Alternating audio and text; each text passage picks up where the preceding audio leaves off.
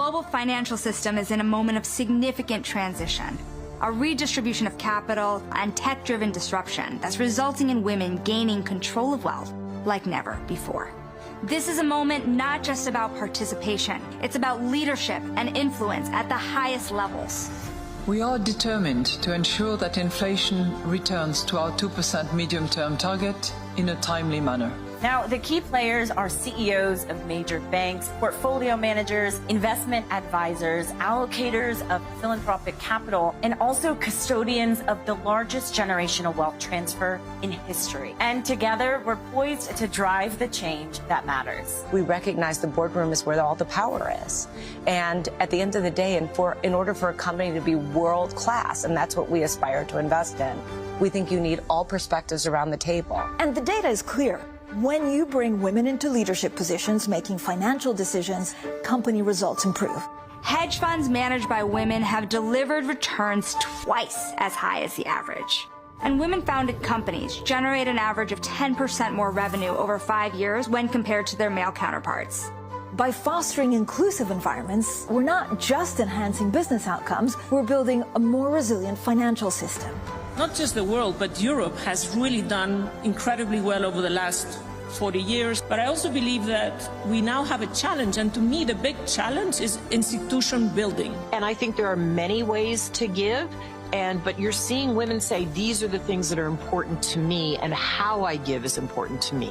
But some challenges remain. In the finance industry, women occupy only 18% of C-suite roles globally. Which is why events like Bloomberg's Women, Money and Power are crucial, so that we can bring together the most influential female leaders in finance to lift these voices and engage in vital discussions about the future of investing, banking, and wealth.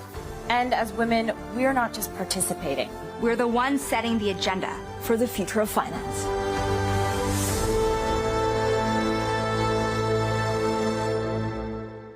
Please welcome to the stage Bloomberg's editor-in-chief, John Micklethwaite.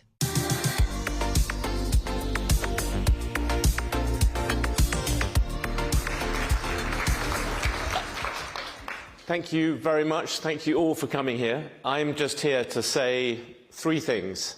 The first is a very simple one. I will be the last man that you see on this stage. And the only reason why I'm here was because this event was originally sort of my idea. And the reason why I think is worth saying is we have a very good event or a good program at Bloomberg called New Voices. I know there are quite a lot of people here from it. And what struck me whenever I went to a New Voices event, which was there to train women, but also other people who don't always get onto television, in media training, financed by Bloomberg Philanthropies, as indeed is this, for which we're very, very grateful. But whenever I went to these events, what came back to me was both the enormous enthusiasm of the people who were there, the way they talked about how their lives have been changed by something which seems so simple to me, like media training, that it allowed them to get on television, it allowed them to push forward, but also by the fact that people continually said they wanted somewhere to meet. They wanted to make it something a bit bigger, a bit more permanent. So that was one angle. And the other bit was I thought we are Bloomberg. We are about transparency. If we cannot own the issue of women in finance, then we're doing the wrong thing. So that is how it all began. However, like most good ideas, there was, well, not like most good ideas, there was a shade of a male thing at the beginning, but then it was rapidly taken over by 2 much more dynamic, impressive women who took my initial idea and changed it, adapted it, and produced this. And that's my 3rd job, is to introduce Jackie Simmons and Laura Zelenko, who are responsible for everything you will hear from now on. So thank you very much. Please welcome to the stage Bloomberg's Jackie Simmons and Laura Zelenko.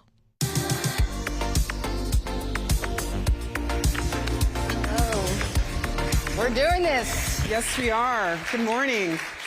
My name is Jackie Simmons. I am the editorial lead for Europe, Middle East, and Africa. And I am thrilled to welcome all of you to Bloomberg's inaugural Women, Money, and Power event. And I'm Laura Zelenko. I am a senior executive editor with Bloomberg based in New York. I am the head of our editorial standards, and I am the founder of our New Voices program.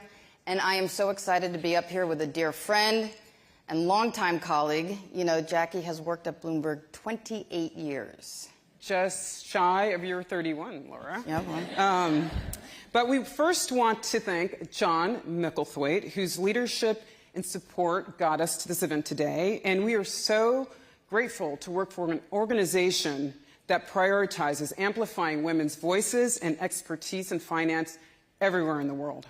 Now, when we started planning this conference, we really had a number of ground rules, a number of principles we really wanted to follow. First of all, we wanted to make sure this was a marquee Bloomberg finance conference at the very highest level, a Davos of women, shall we say, where the conversations really focused on the consequential themes impacting the finance industry, markets, and the economy. We also wanted to make sure that all the panels involved all female speakers. Now, if you remember Ruth Bader Ginsburg, the late Ruth Bader Ginsburg, she once was asked, when do you think there will be enough women on the 9-member U.S. Supreme Court? Well, when there are 9. So we feel like we can help set a new standard for these global finance conferences because clearly there are enough qualified female experts to serve as speakers. And these discussions needed to be global as well as the audience because issues around the movement of capital cross borders and geographies, and we wanted to acknowledge these female executives as part of the global leadership system. And finally, we of course wanted to feature the extraordinary female talent we have at Bloomberg News. That's right. So they're in this room. A lot of them are moderating today. We have our chief content officer, we have our London bureau chief, we have my counterpart for the Americas, and we have our global head of finance coverage, along with all of the BTV anchors you're already familiar with. This is a chance for you to learn, gain insights, ask questions, and of course, to network. This audience draws on the highest ranks of finance firms around the world, including dozens of women who participated in our New Voices program. New Voices is Bloomberg's effort to fund intensive media training for senior women in finance around the world, and that's helping us build the biggest global Rolodex of female experts across the finance industry that our journalists can then draw on for market insights and other reporting.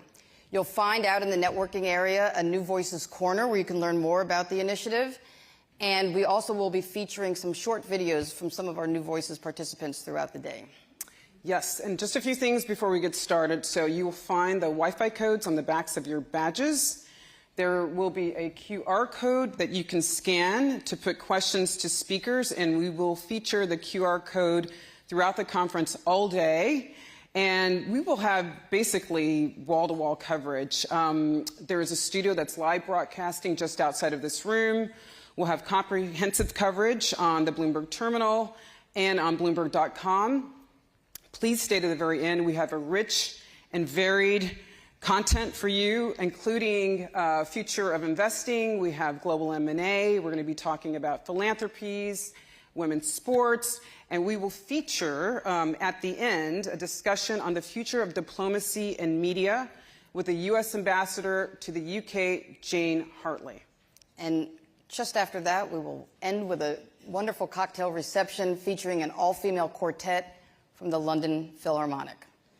Now, we know your time is valuable, so let's get started. Yes, please welcome me in bringing on to stage Jenny Johnson, the president and CEO of Franklin Templeton, in conversation with Bloomberg's Francine Lacroix. Thanks.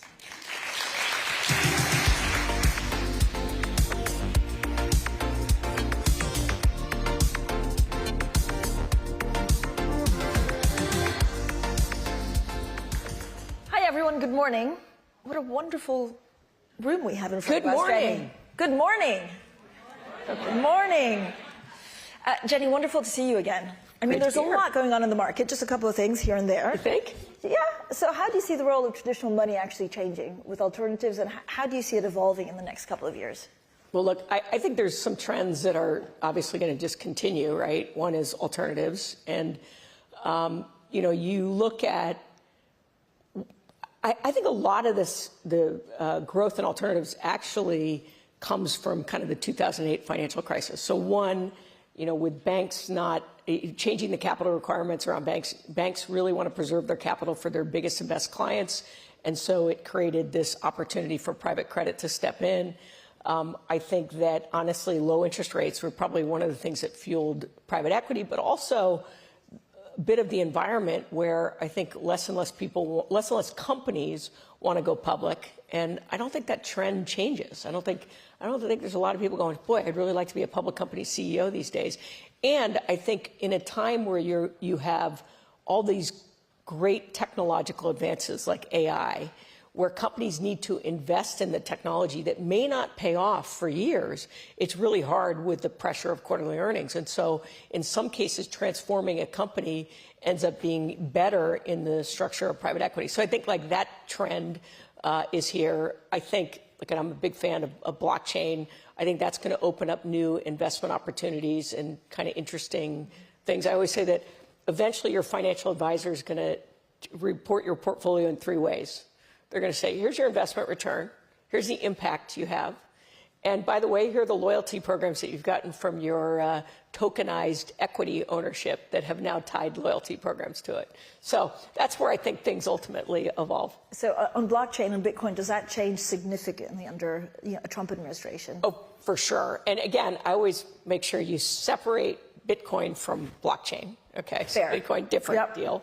I was a skeptic of it initially, but a couple things people said to me. One, somebody who lived in Israel said, my parents and grandparents had their money taken away by the government. They will always keep a portion of their savings in Bitcoin. And then I had actually an employee who lived in the Middle East and said, if I say the wrong thing, I can have my accounts frozen. So I always keep a percentage of my earnings in Bitcoin. And obviously in the kind of key, because they can keep it protected. So if you grow up in a society where you feel your money's safe, you think that doesn't make any sense. And why should this external currency come in? But if you actually think that there's a lot of the world that would like that safety and control, you can see where Bitcoin has a lot of opportunity. And then blockchain, again, it's a technology. It's a technology that's going to do a lot of really good things. In financial services, a lot of toll takers take a piece of a transaction. That can eliminate it, and so it's going to create more efficiencies. It's going to open up investment opportunities. Jenny, do you think that there'll be a catalyst for companies to want to go public again, or is it just private all the way? Is this, a trend for the next 5-10 years? So I actually think it used to be you go venture, private equity, IPO, public markets. I think that stays, and we see it where people are just waiting a lot longer to go public. But at some point, people want that liquidity and monetize it, and the private markets aren't yet that liquid. There's some amount. But I actually think what you're starting to see is public companies being taken private because we invested in a company, InvestNet, and they have $3 trillion in assets by financial advisor platform, right? They need to invest in it. It is hard as a public company to make those kind of investments and say to the street, hey, by the way, this is going to impact earnings for the next 18 months. So they become private, right? And so they were taken private by Bain Capital, and then they'll go public, I think, again. So I think there's going to be this new cycle of pulling people off, doing the investment that needs to happen, whether it's AI investments or whatever, and then going public again. But do you have a concern on valuations in private markets? I mean, this comes over and over again, but we haven't really seen anything. Maybe real estate went a bit ugly, but there's nothing huge. Yeah, I mean, one of the concerns, investment grade and even some non-investment grade of private credit is trading at the same spreads as traditional fixed income. Like, so you get no premium for illiquidity. That worries me, that kind of thing, I think. Fixed income markets are priced for perfection at the moment. So, you always have to pick your spots. We have a huge secondaries business. I think that they've deployed this current fund with about a 26% average discount. There's about 70% deployed. And, what I say is it's not that the valuations are wrong of the private equity. It's that there's not a lot of supply to create liquidity in that market because there's not a lot of secondaries. But that gives you a little bit of a pricing element. So what does that mean that you'll do for actually Franklin Templeton in terms of risk taking and Does that, you know, to take advantage of these new trends, do you change the company at the margins? Well, we had to, right? So we've done 10 acquisitions in the last 5 years, and those acquisitions have been focused on really capabilities that we didn't have. I mean, our job is to provide our clients with choice across the full risk spectrum, and then deliver it in different vehicles, which are appropriate to whatever the client's looking for. And so we recognize that, look, this alternatives trend isn't going away. You see more and more institutions, and right now we're really nascent as far as the wealth channel, the average person's access to that. But you could see that trend, and you could see the excess returns in there by the better players. I mean, there's a big dispersion in the top performer and the bottom performers in the alternatives. And so we recognize, so today we're a top 10 alternatives manager. So that was, most people think of us as really just traditional, you know, equity and fixed income, but we're actually quite large in the alternatives. So it's, again, about creating choice. We also filled in some other product gaps that we had.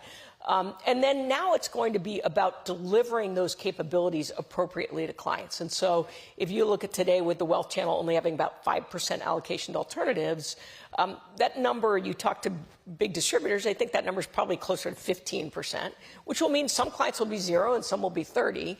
But as it's 15%, what's the best way to deliver it? Well, if you have a lot of money, if you're a high net worth, that might be in direct investments in those alternatives.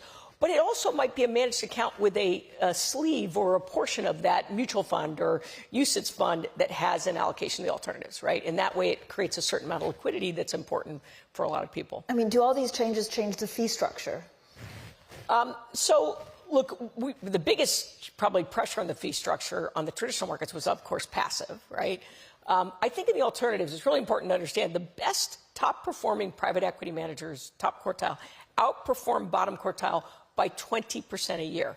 Okay, top quartile versus bottom in real estate was 10% a year about, and private credit was 5% a year.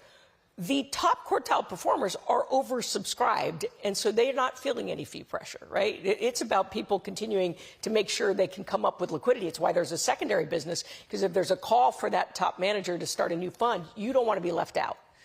My worry is who's on sale.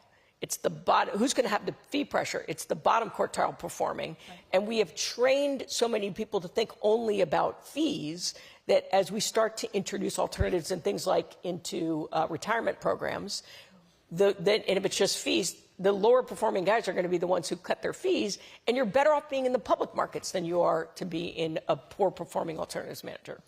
Jenny, I also want to ask about outflows. So you have been in a tough spot because of WAMCO. I mean, what happened? Well, there's never much upside to talking about a government investigation publicly. So, you know, look,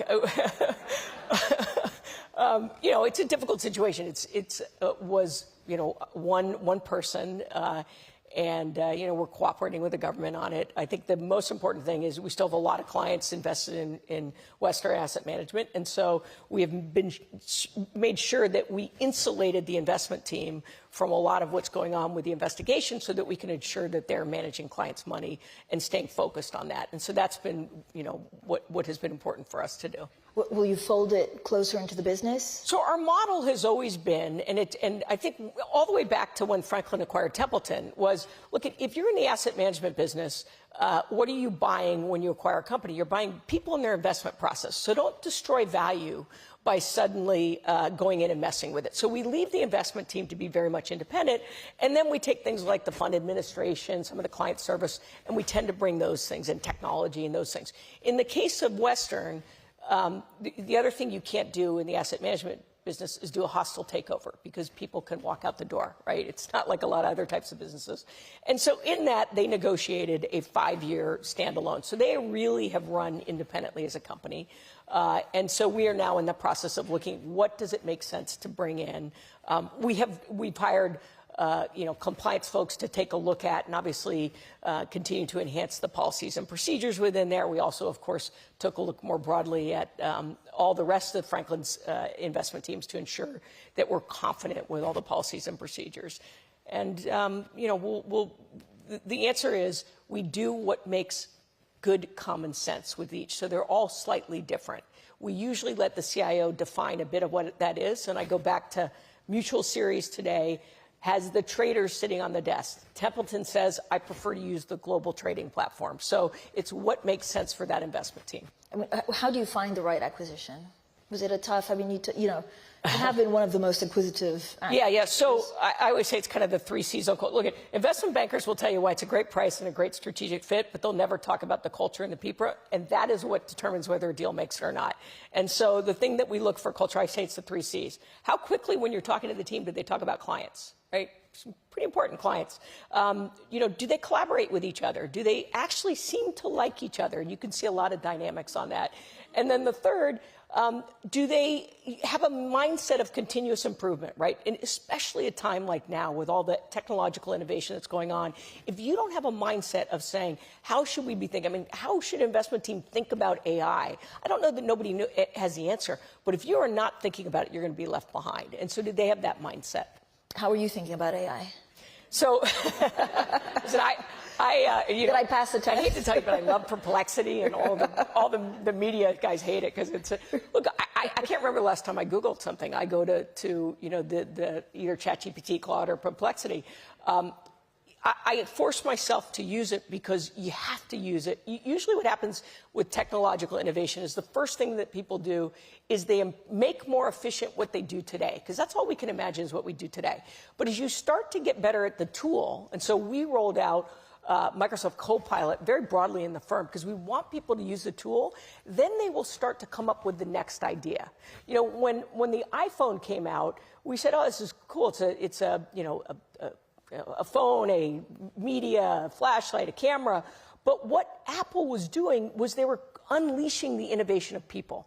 That is what AI is going to do, and we won't see it, and for a little while. Today, from an investment standpoint, it's all the picks and shovels. It's the NVIDIAs and the cloud services. But the real investment opportunity is understanding which firms in each sector actually start to make it be a differentiator, and it'll be very hard for the others in that sector to catch up. And so I think, part of the investment process is ask, well, what are you doing? Now, we have a strategic partnership with Microsoft that we announced, where Microsoft actually made us a strategic partner because some of the things that we had laid out, they said, are really challenging from a technical standpoint, and they wanted to be involved. They're actually providing us resources to build it. How do you think about trade and tariffs? So Donald Trump will be inaugurated January 20th.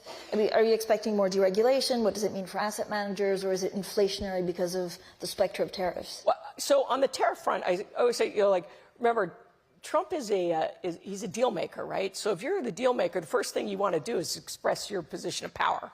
So the greatest way to express that is say, I'm going to do all these trade tariffs on all these countries, and then you start there, and then you negotiate what you want. So you think about it, say, well, what does he want? In the case of Mexico, he'd like help on immigration. Actually, he probably really does want to reduce the amount of FDI investment from China. That's increased, I think in 2018, it was like $270 million. Now it's just under $6 billion. So he'll probably want some help there as they're reshuffling their supply chain. Europe, he'd probably like some help from a military investment. He'd probably like some help on the attacks on some of the big tech companies. So he'll use that as his negotiation. Now, there are going to be tariffs. And with China, I think it's just going to be tough. But remember, China has just responded with now saying they're not going to export a bunch of minerals that are critical to the U.S. Right? We have to remember the U.S. needs China and China needs the U.S. So there has to be a regional approach on both sides. And I think that will happen over time. But tariffs tend to be inflationary. Do you worry about emerging markets? You're very embedded in a lot of the emerging markets that could be the biggest losers in this. Yeah, they can't. I mean, they've been pretty savvy. You figure out places where there's growth opportunity. One, either the China plus one supply chain. I know that Trump has said that he's going to go after and try to reduce some of that. But that's very real, and it's helping different markets. You can look at some, take in India. Look at India's going to grow just from domestic. If they could just get their domestic economy continue to go, it's going to be a great opportunity. 56% of the population under the age of 25. So, you have to pick your markets. We like Korea, Thailand in certain sectors. The consumer in Thailand we think is a good opportunity. So, it just depends, and you have to figure those out. That's why I like active investing. There you go. Always a pitch. What about deregulation? Is it going to be good for? I think he's expressed. I mean, here's, it's only the last time we saw a president that was already in power was Grover Cleveland. So Trump's been in power. We've seen what he's done. He has said that he wants less regulation. He did that his first term. So I think we would expect to see that. And I think that tends to be good for businesses. Good for equities. You have a lot of fixed income. I mean, there's talk about independence of the Fed, which he's now walked back on. Well, it's interesting because if you actually do a bottoms-up earnings projection for next year on the S&P 500, it's like 14.5. It's slightly higher than that. So these are companies who are projecting their earnings being up, right? So they're looking at a lot of the tailwinds that are going on in the U.S. economy.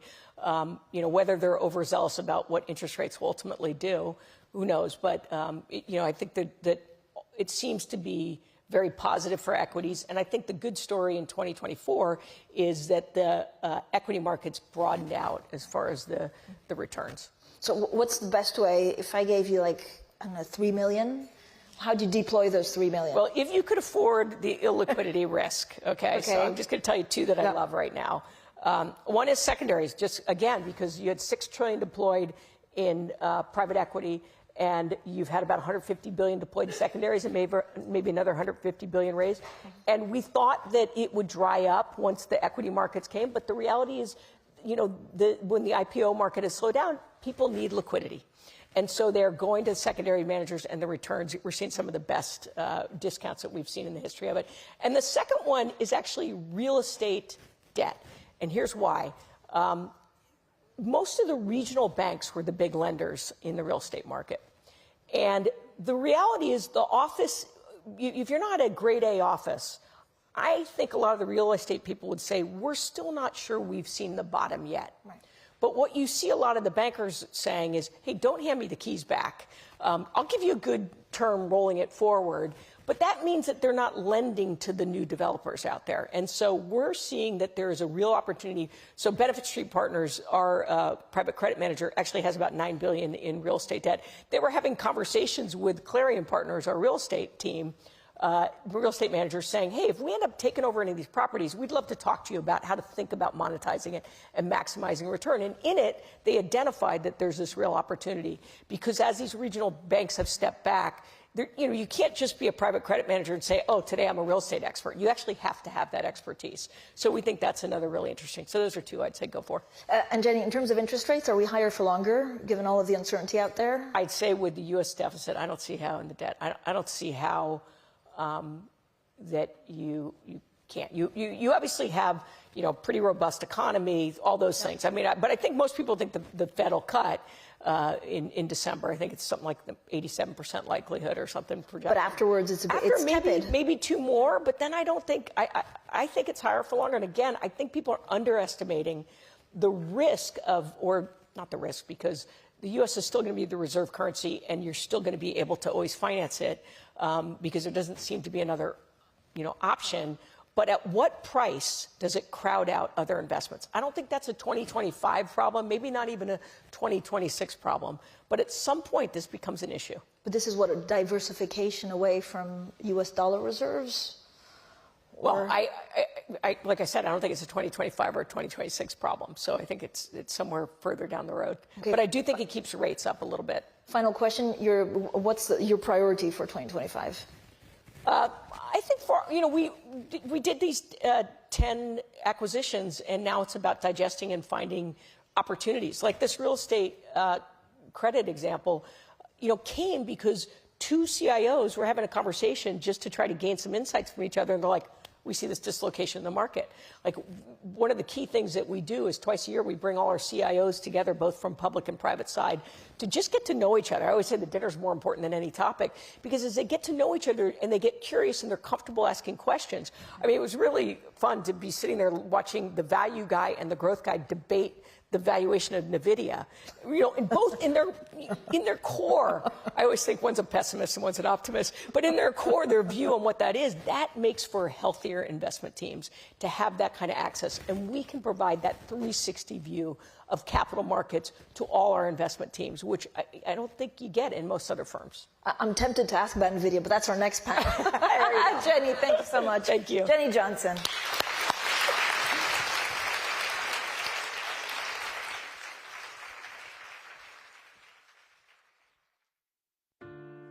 Jane Fraser is the CEO of Citi, and she's reshaping the bank. It is one of the most transformational changes to U.S. banking in a generation, and she has a unique perspective of challenges and opportunities ahead as the leader of the most global U.S. bank.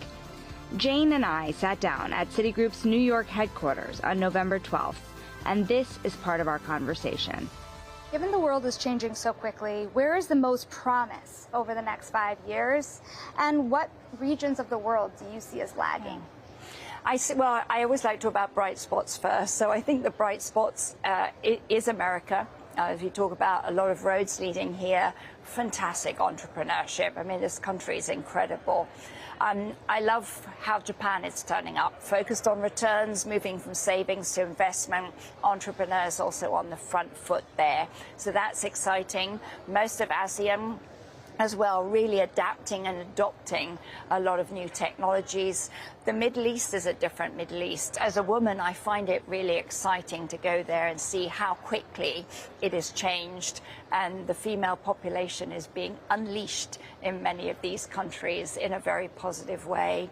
And I wouldn't forget Brazil and Mexico as areas where we're also seeing tremendous innovation. So I think those are, that's a pretty broad group of winners there. Europe has a tougher time. They've got some more structural challenges. Labour market is not as flexible. They don't have the scale that the States has. And they've got some challenges in terms of competitiveness. So that would be a quick walk around the world of the highs. While the world is changing, so too is the world of finance. Yes. In particular, you've seen for many years now the banks cede some share to the non-banks, and you made a lot of news this year when you struck a partnership with Apollo, a $25 billion partnership in order to provide more private credit to your clients. Where do you see the private markets going at the end of the day? Look, when you look at a transaction and a partnership like the one we have with Apollo, you're looking at a win-win. And as we look at it, we're marrying our strength in origination and some of their power on their balance sheet in areas that we can't compete with them on, and put it together in 1 + 1 = 3 for our clients, because we're still giving our clients choice. And I think that's what we see the private market as. In non-investment grade clients in particular, and companies, it's giving them an additional market to tap into. Some points, the private and public market, there's no arbitration between the two. Last couple of years, you saw the private market advantaged. The goal here from our perspective, give the client as much choice as possible. Again, what does it mean? I come back to America as a proud immigrant. What you see here is the depth and breadth of capital market. We are 50% of the world's capital market. We keep innovating. The scale and specialization it affords is really tremendous.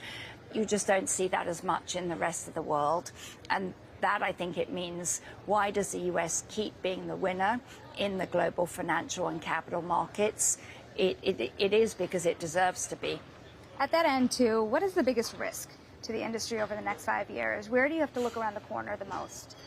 The piece that keeps me up at night is always cyber risk. And I think when we think about fraud, AI, and cyber, and the sort of convergence of those capabilities, and the speed with which activity can be done now, and that compute is going, that definitely continues to keep me awake at night the most. So I think that is the larger threat. At the end of the day, this industry is about trust.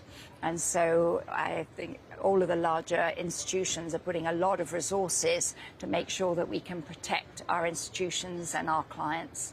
Jane, where do you see Citigroup in 5 years? You have embarked on this massive transformation. What is your greatest ambition? Oh, well, my ambition is to be a high-returning, high-quality earnings, modern, simpler institution that continues to play a shaping role in the global financial system.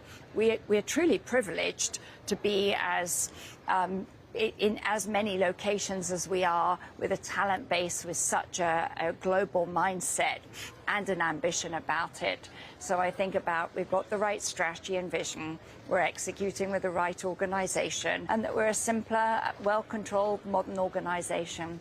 We'll have got the job done.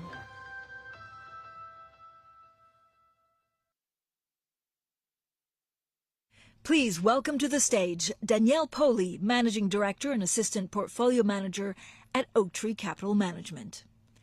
Alison Rose, Senior Advisor at Charterhouse Private Equity. Kelly Thompson, Executive Director and Head of Capital Markets at Mubadala Capital. And Anne Walsh, Managing Partner at Guggenheim Partners and Chief Investment Officer at Guggenheim Partners Investment Management, for a conversation with Bloomberg's Heather Harris.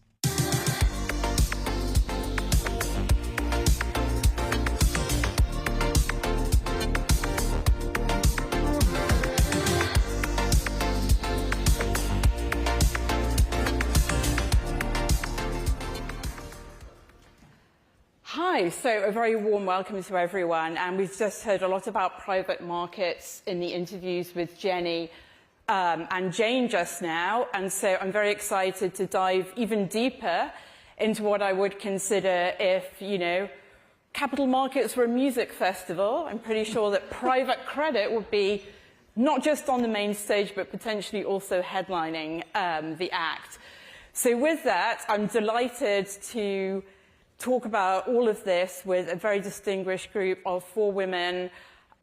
Together, their firms manage more than $760 billion of assets, and we have here more than 100 years of combined experience in capital markets, investing, and banking.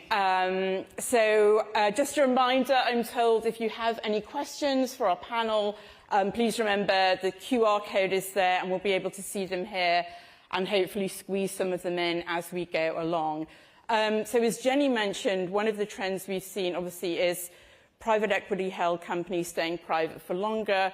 We've also seen the ascent of private credit reaching ever new heights. We're seeing deals between banks and private credit firms. So a lot to unpack in this session.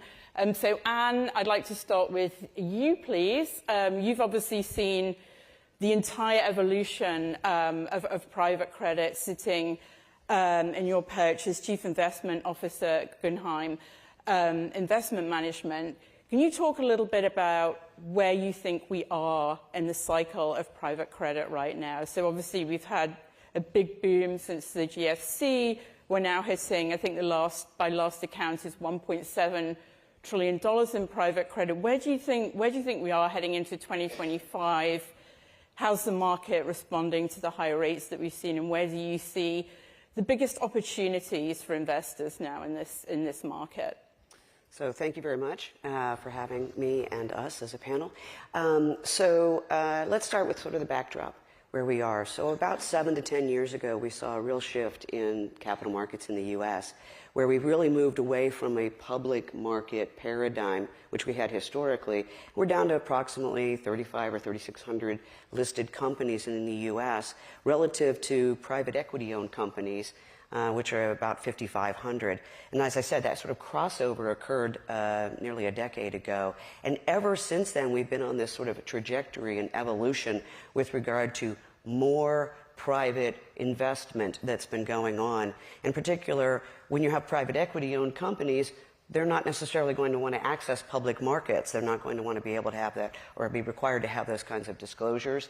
And they're going to go to private capital providers. And so that's why we've seen this evolution of an increase in private credit. And if you look at the markets, if you look at particularly non-investment grade space or leverage space, the public high yield market has declined in size relative to the private capital markets as well, and private credit. So we've had this sea change in capital markets. And along with that, we've had global central banks, particularly post-COVID, let's go all the way back to the financial crisis, but even more recently, who have pushed a huge amount of capital and liquidity into the system. If you get a sense of it, post-COVID, about $12 trillion globally came into the global capital markets. Some of that has been removed by central banks as they've migrated towards quantitative tightening and trying to battle inflation. But there's still a whole lot of excess. Only about half of that has actually come out of the system. And so even adjusting for GDP growth, we probably still have $3 or $4 trillion that's left sloshing around, providing this excess liquidity, which I think really supports the private capital markets, not just in the U.S., of course, but also globally at this point in time. So I think fundamentally, we're in a pretty good place for private credit, and I think this growth and evolution will continue. And I think the trajectory, I've seen estimates of potentially $4 trillion in private credit going forward relative to where we are now. So we could see a doubling of the size. And I think one of the elements that would potentially drive that is a way for retail investors to somehow move into private credit, which right now that's really not happening. It's at the very beginning in some cases, but that will also drive that development and make it more, shall we say, the democratization, if you will, of private capital. Thank you. So Danielle, I'd like to come to you next. So I think you've seen about 10 years of private credit evolution at Oaktree. Can you talk a little bit about, what surprised you the most about what we've seen this year in trends in private credit? And then secondly, what has the US election result done to the market? How has that changed your assumptions heading into 2025? Of course, and thank you again for having all of us here. You know, I think one of the biggest trends really has been the convergence between private and public credit. And, sometimes they're pitted against each other as rivals. And the dramatic growth that we've seen in private credit over the last 10 years, really more just in the last 4 or 5 years, is often, described as taking away opportunity from the public markets. But I think that the combination of the two, they've really started to exist more symbiotically, and it's actually helped borrowers in the overall health of the financial system this past year. And so what I mean by that is if we look back at 2022 in particular, back then banks were hung with loans, the public markets were a little spooked with volatility, and private lenders stepped in really to provide a lifeline and stabilize public credit companies. Flash forward to this year, 2024, and we've seen public markets be more comfortable with the economic environment for rates, and we've seen their financings boom. So this year in particular, we've seen a number of deals move away from the private market into the syndicated market. Actually, 20 billion of deals that were refinanced in 2022 deals, 20 billion of those this year have actually been refinanced into public markets, which is significant. There's always going to be certain companies that need to be in the private market because of their size or needing nuanced financial solutions, and we're starting to see hybrid solutions be announced. So earlier this year, Ardana, did a public-private hybrid where, 5 billion and 2 of that in high yield and 3 in private credit. And so I think they're keeping their financing options open. So where does it, go from now?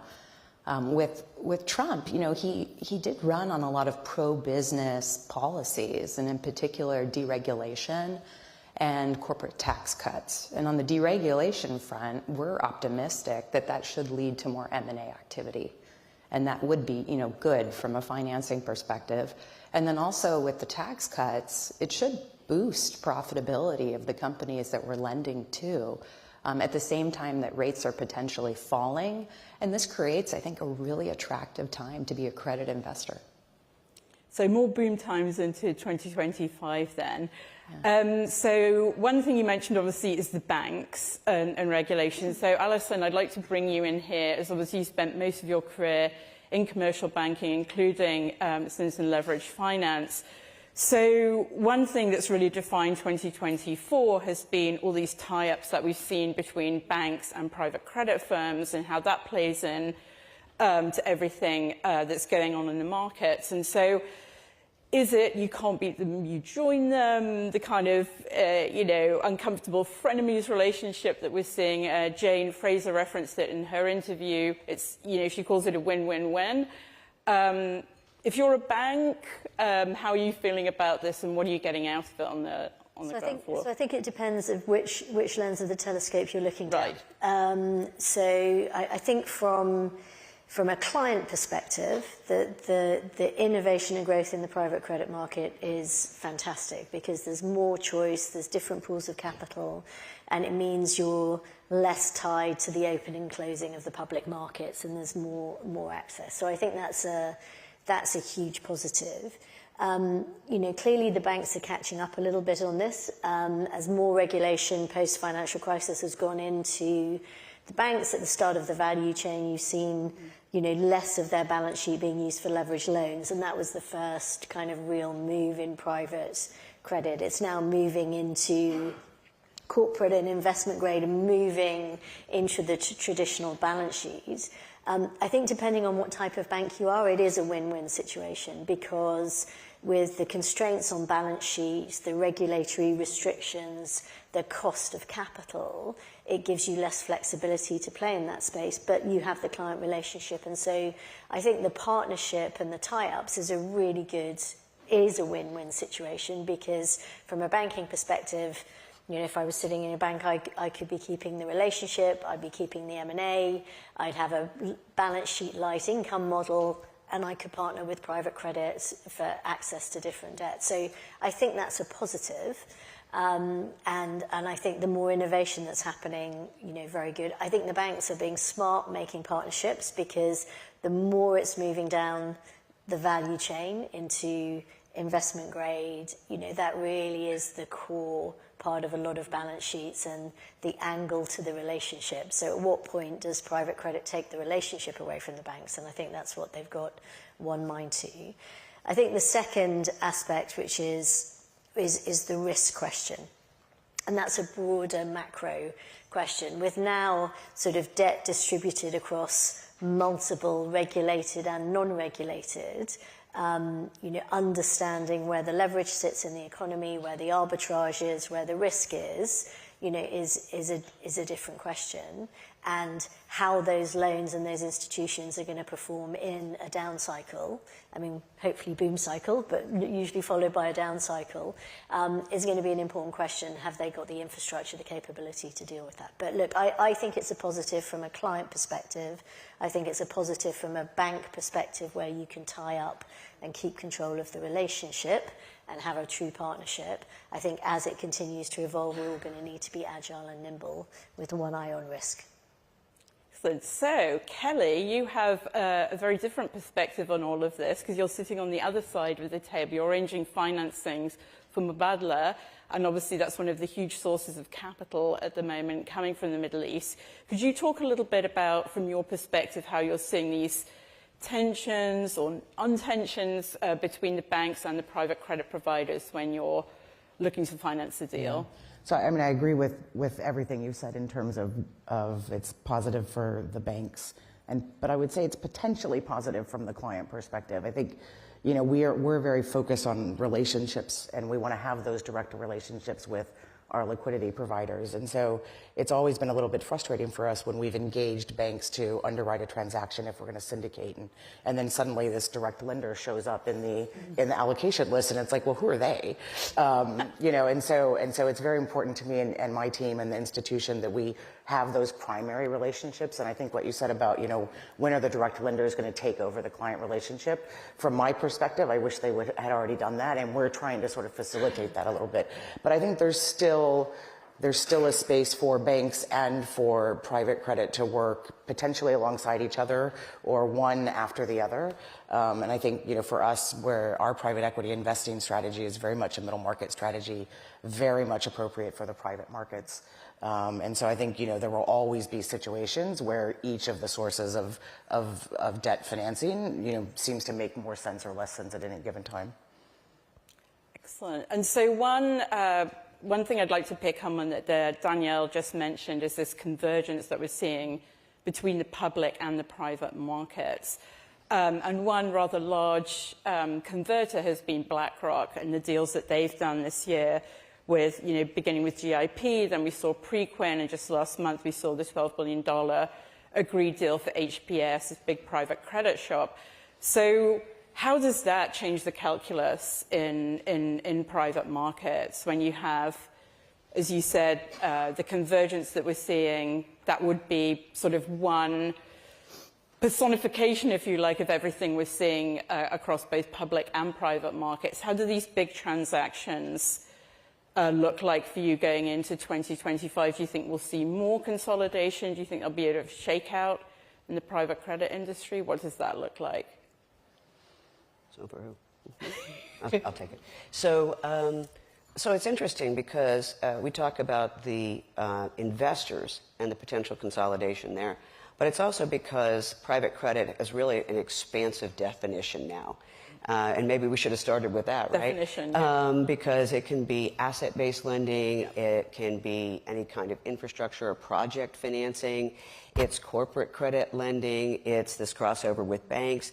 And it's just become quite ubiquitous in terms of what we're talking about. And so there's a lot of blurred lines. And so as a result, what you're finding is that if you're an asset manager or you're a lender, you want to be covering all of these markets. And so as a result, like what you're seeing with BlackRock and its acquisitions, they recognize that to be a capital provider, you're actually looking across a wide array of investment opportunities.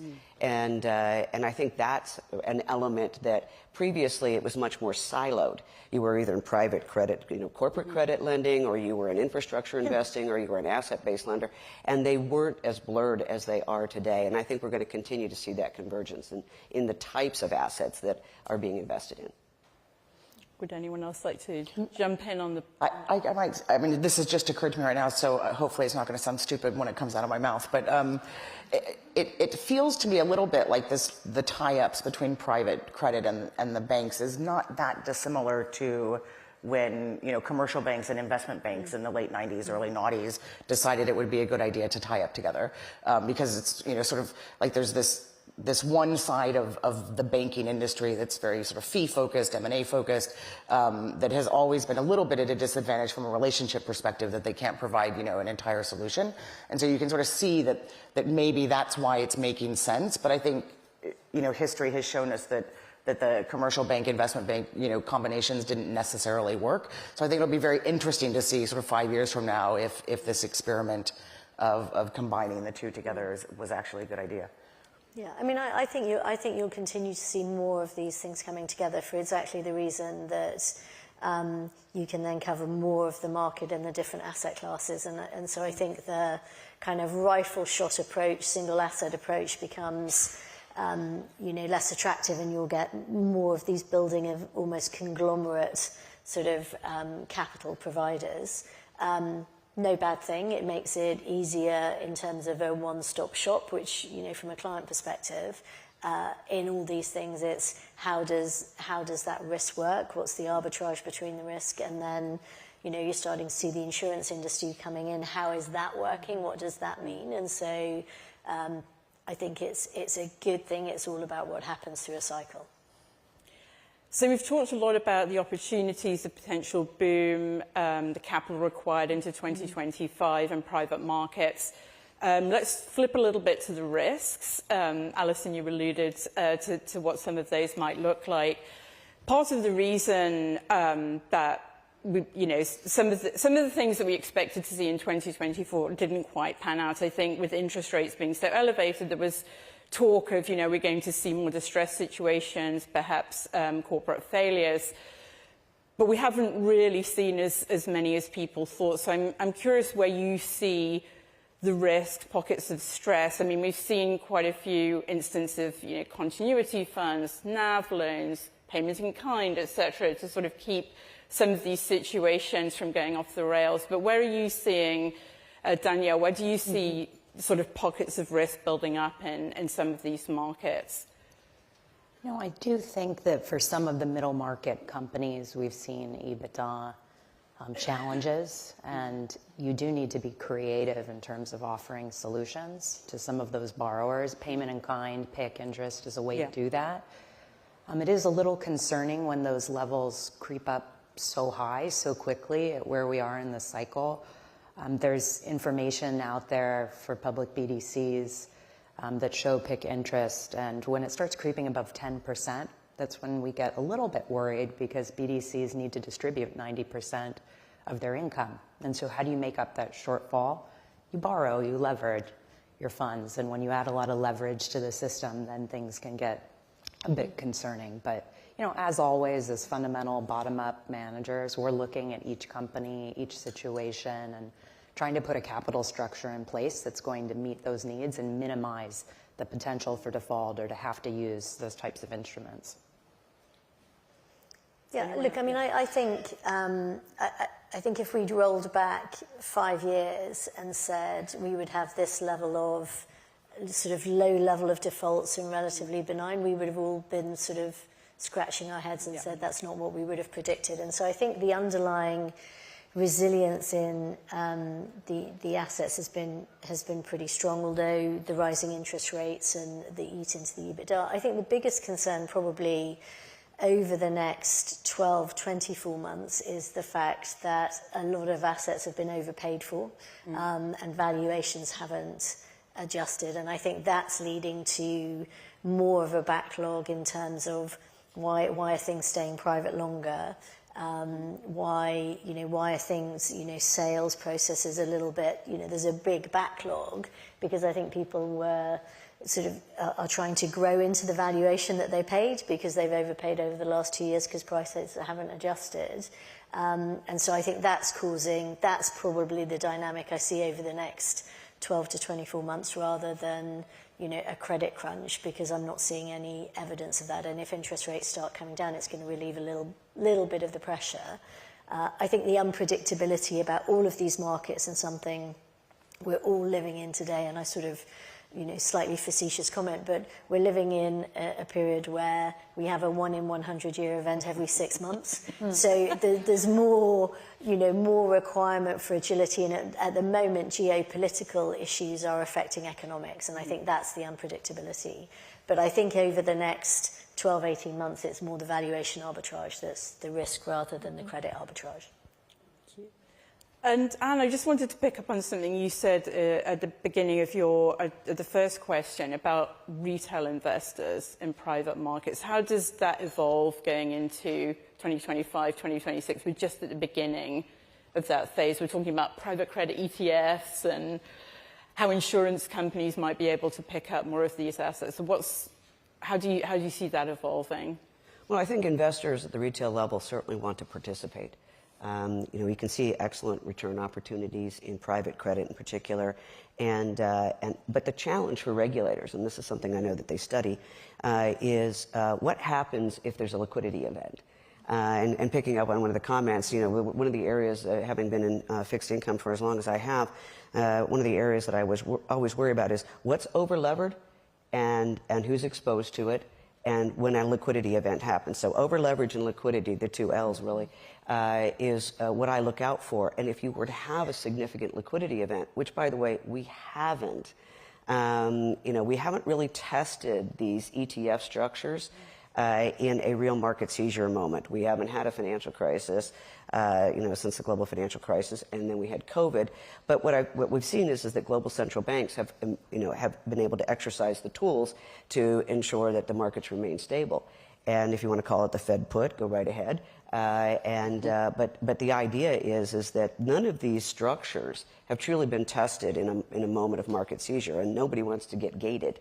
And so I think there's a challenge that regulators have in designing these products so that they can be invested in by retail investors.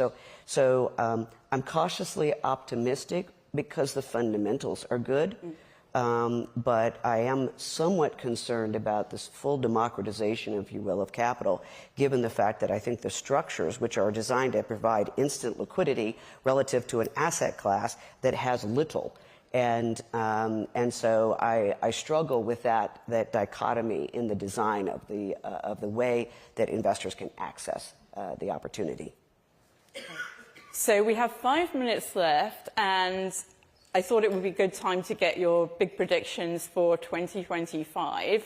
I think if you looked, some of the surprising things we saw in capital markets this year, including the convergence between public and private. Not sure many of you had, a French government collapse or South Korean martial law on your bingo cards for the end of this year. But if there's one big prediction, or maybe even a black swan that you have for 2025, everyone would love to hear those. Wants to jump in? Oh, you're starting with me on the end. All I can say is it's going to be something that none of us predict. That's how it always goes. But look, something we've been keenly focused on in the U.S. is the budget and the deficit that we have. Getting that resolved is kind of key, I think, and it's going to be hard to do. And if it's not done, you're going to continue probably to see some upward pressure on the long end of the curve as investors continue to demand some term premium, and that could have consequences across all markets. So. Yeah, I mean, I agree. I think anything we predict here will almost 100% be guaranteed to be wrong. But I think what you will, I'm pretty optimistic. I think you'll see more deal flow. I think there's been a lot of resilience. I do think geopolitical is going to trump economic, for the next. More of a release of deals happening. I think innovation will continue in the private credit market, so I think there is more choice. So I'm pretty optimistic, but what I think any sort of asset provider or money lender or credit provider is going to need to be is incredibly agile, because the predictability of the markets and the environment, is really high. Really hard to predict. So I think we will have a couple of 1 in 100 year events, but I think we'll see more deal flow. There's more capital. I think you will see a flush out over the next 12 to 24 months of assets which have been overvalued, and I think from a finance perspective that's a huge opportunity, and so we'll see more deal flow. Yeah, I would agree with that. From a prediction perspective, I think it's going to be more of the same, but again, that means we're going to have a few more 1 in 100 events. But I do think that at least the first half of the year, I think there's a little bit more optimism, and so perhaps the deal flow will start flowing again. I think the second half of the year will likely be very similar to the second half of this year. So, I don't really see a black swan event, but you never do coming. But again, I look to leverage and liquidity, and I see both of those are reasonable at this point in time. So maybe a world of idiosyncratic risk in 2025, and maybe we've been in a world of gray swans sort of flying around, and I think we'll see some more of those. I'm, as a fixed income investor, traditionally, I tend to be very pessimistic because I'm always sort of looking around the corner ahead to find risk and be aware of it. But so I'm going to be cautiously optimistic for a change, and I'm going to say maybe a few things that we don't expect. Maybe Doge will really work out in the U.S. Quoting you on that one. Fraud, waste, and abuse in the fiscal budget? No, really. Maybe we'll find some of that and eliminate it, and maybe the deficit will actually be will be a better story than we're thinking of. So maybe I'll look ahead and say the next 2 years, certainly in the U.S., could be very interesting for the Trump administration coming in, and perhaps more of the promises that Trump made might actually come true. The question is whether we get more risk along with that. So maybe as more of a prediction, relatively speaking, piece of advice, everybody be thoughtful about risk in the next couple of years particularly. Excellent. Thank you all so much for joining me on this panel. Thank you very much, everyone. Thank you. Thank you.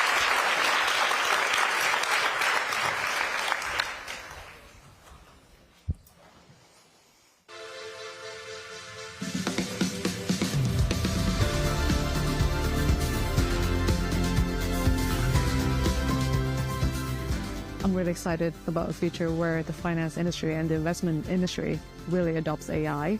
First of all, there will be plenty of investment opportunities. The AI adoption curve will look similar to the internet adoption curve. where the winners can take years to materialize. You know, the biggest winners of the last internet cycle didn't exist 10 or 15 years after the internet really came to be. So there will be plenty of investment opportunities for us to talk to clients about, for us to take advantage of as the industry embraces AI.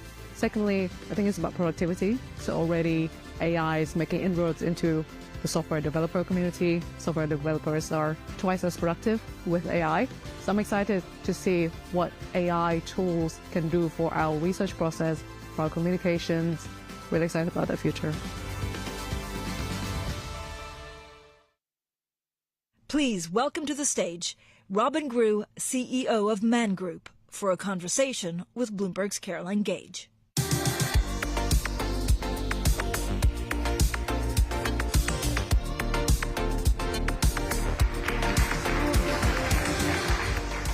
Blimey, Mr. Bright. Thank you, Robyn, for joining us. Since becoming CEO of Man Group, you've grown the firm's assets to about $175 billion, I believe. What is your strategy to grow that from here, and how do you differentiate the firm in a very competitive environment for investor dollars? Thank you for having me. Good morning, everyone. This is a time when I think the alternative investment management space has everything to play for. It's a time when clients need us more. It's a time when we're coming out of this rather benign environment where you had, as asset holders, everything just held onto it and you'd be fine. We're now in states of volatility and dispersion.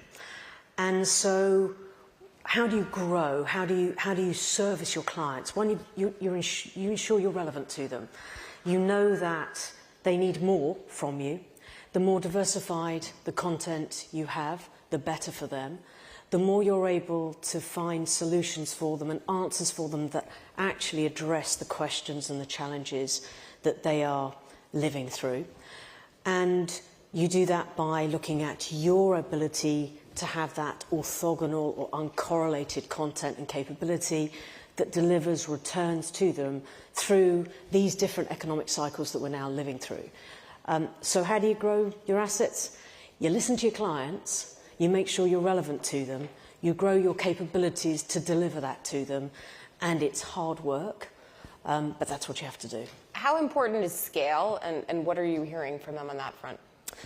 There's definitely a consolidation. There's a consolidation both at allocators but also at investment managers. That thing where you say, I need to face fewer managers who can help me do more.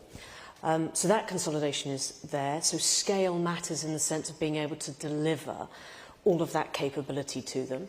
And it matters in the way that you build your organisation so you are able to deliver what you deliver without reducing the alpha that you've captured.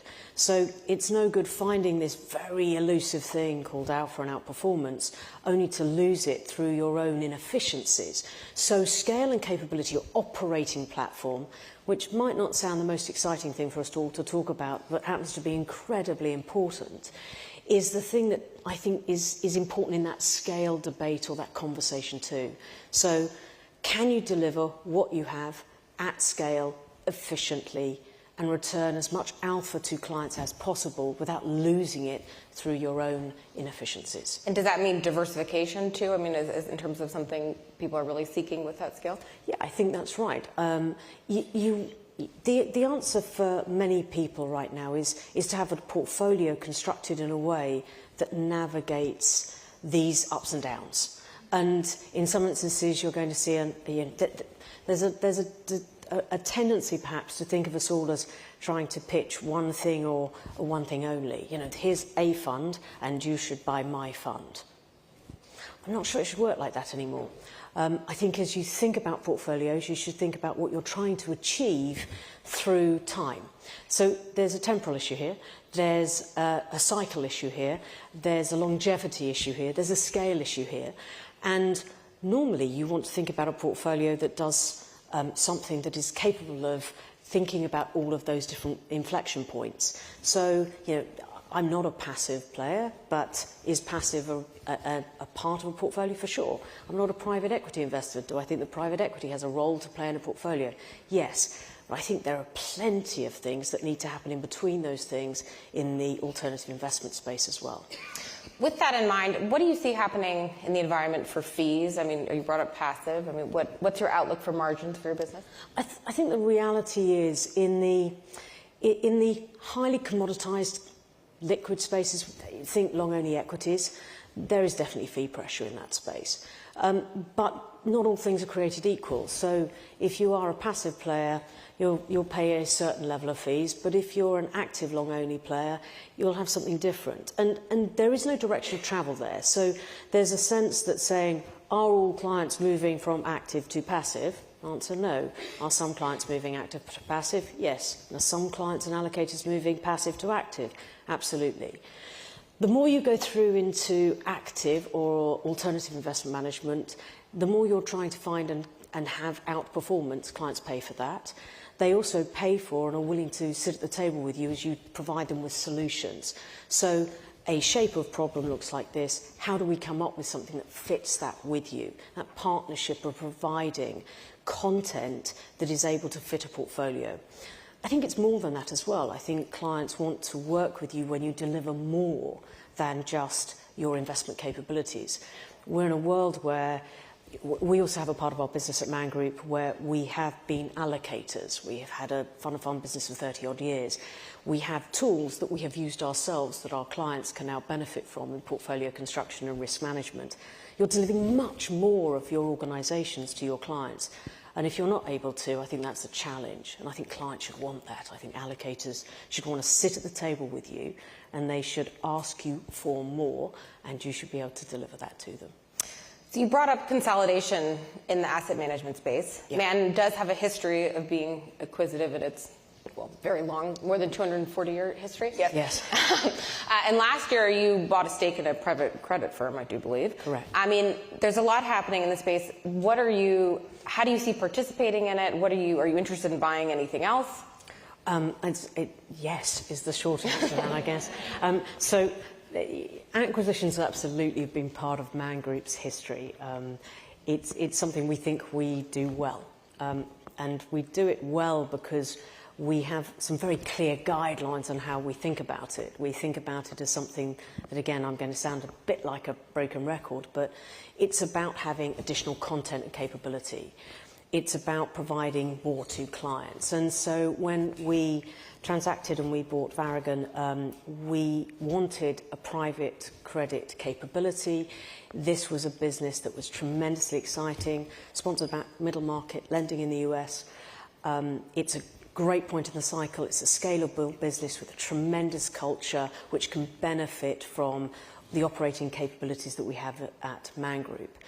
You're going to find us thinking about opportunities like that, but you will also find us growing organically our business. So, between our private and public credit business, we're north of $30 billion.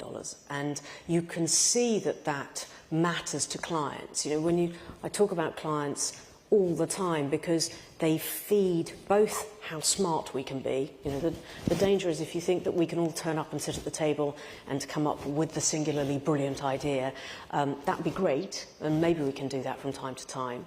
But actually the benefit is to have the brightest minds in the room, and that's between my firm and with everybody that we work for and with, to come up with that nugget of brilliance. And in listening to clients and being responsive to clients, it's about growing content, capability, asset classes that can answer their questions and be part of answering some of the navigation points we have today. It isn't straightforward out there. So we're going to see Man Group will grow through organic growth, through acqui-hires. If we can find acquisitions that are genuinely additive to us and accretive to us and to our clients, we'll do that. But it's a constant thing that you need to have at the front of your mind. So as you look across your business, I mean, what products would you be most interested in potentially growing through acquisition? Are there any gaps that you see you'd like to build? Or I think that it's a great question. It's one of those ones, though, that suggests that somehow there's a menu from which I can choose from at any opportune time. Wouldn't that be nice? That doesn't work like that, if you know better, please let me know. So it is about assessing what's out there today and what's available at the right multiple, the right price, with the right scale, with the right culture. What I will tell you is it won't be something that we currently do. It will be something that adds uncorrelated content or capability for us. And when I say for us, I mean for clients. So what would I be interested in looking for? Do I like credit? I think credit's a cracking opportunity still out there. Can I grow it? Yes. Could I buy it if I can find the right thing? For sure. What I won't be after in this space is something which you can't scale. I think that there are very smart people in this audience today and very smart people sitting in my firm. And we can all get quite excited by small and niche businesses that do really funky and fantastic things. We can all be slightly distracted by them, and and it's brilliant, by the way. It's not to suggest they're not valuable. But if you can't deploy them at scale, that's less good for allocators who are trying to put money to work. So it's about having discipline in this space as much as anything else. What about Man Group itself as a potential target? What do you think?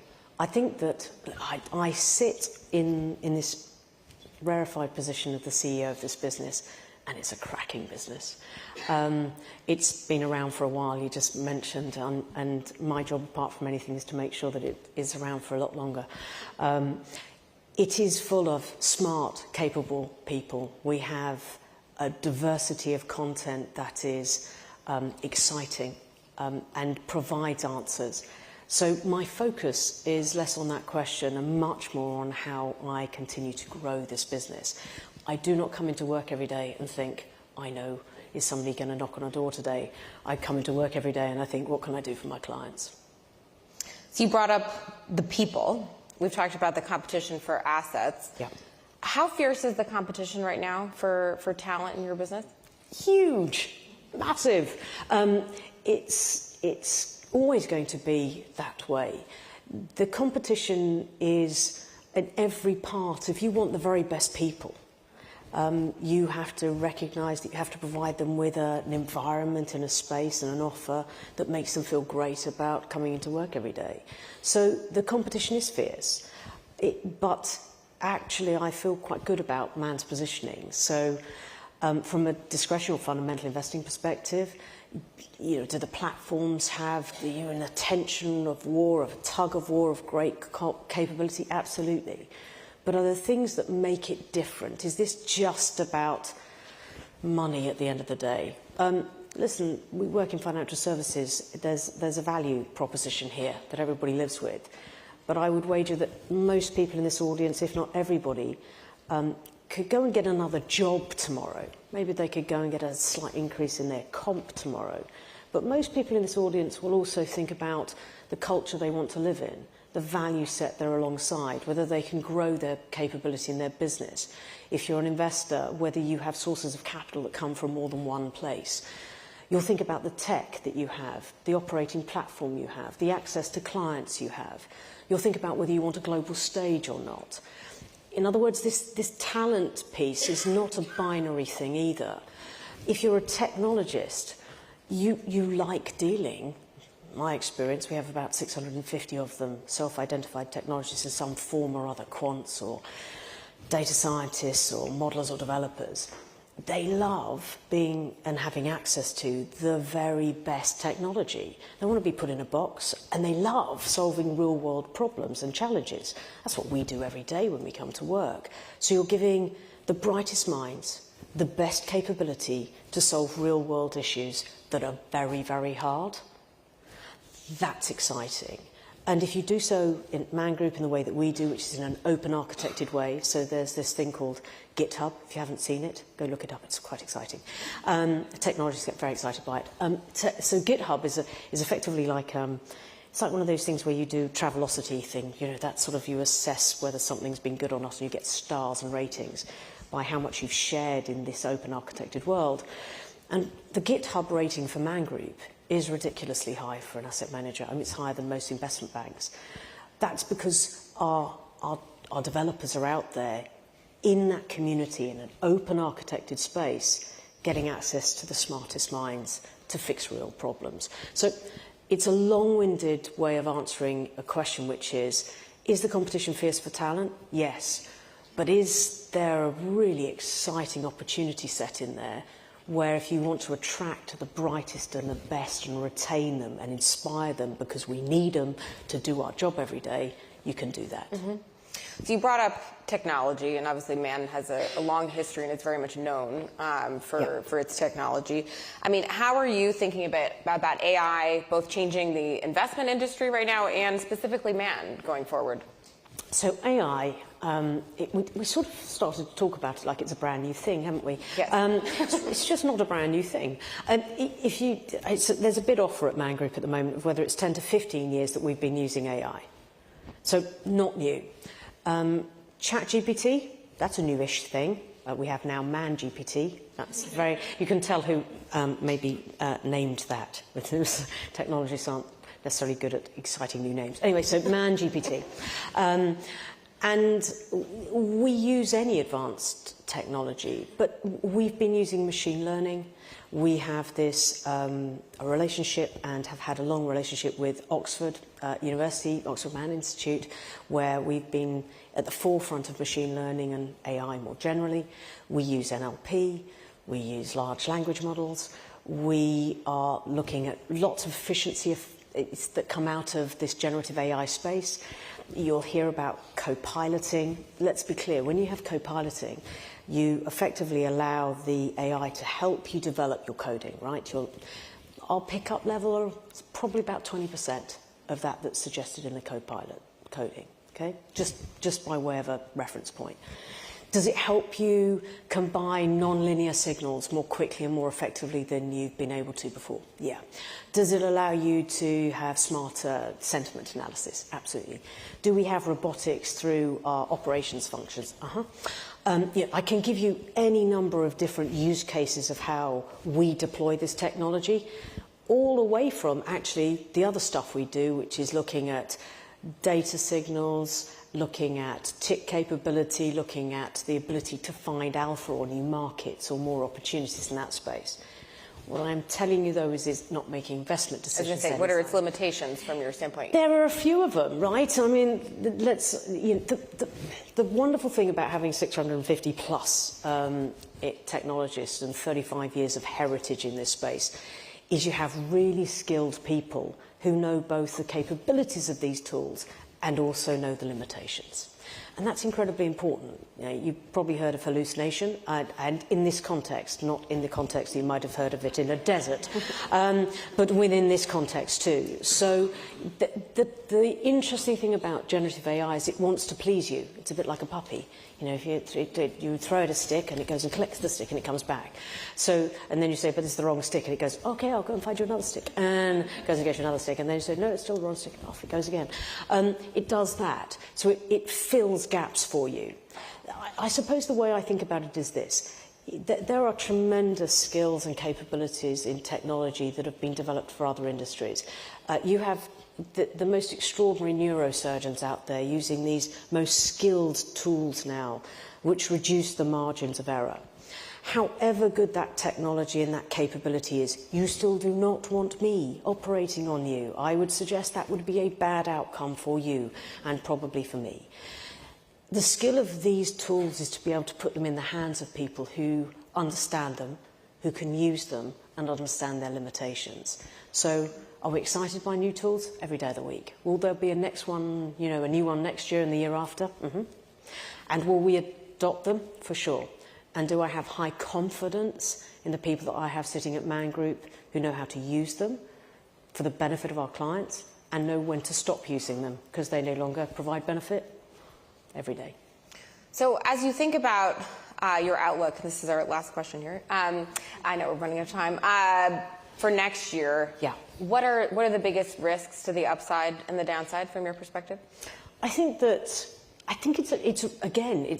a fabulous question that makes me sound like I can predict a market, which none of us have been able to do across the entire market, across the entire space, I suppose. What I think is more important is that we're looking down the lens of a space where we've had a lot of speculative issues this year. And we have a little bit more certainty next year. So, half the world's population of the Western world went to the polls this year. We had this tiny election in November. Tiny. Tiny. We've got still some major conflicts raging. As we look through to 25, maybe we have some more certainty. We have more clarity about what policy might come through. You certainly have some planning that's been set out most recently in the US, which is going to be instructive. But to suggest I know where the market's going to go, can't do that for you. Can tell you it's all of our jobs to ensure that we are prepared to navigate what we see coming forward. And for me and for Man Group, it's about ensuring that we do our very best job to return outperformance to our clients through whatever the market cycles bring. Thank you so much. Appreciate your time. Yeah.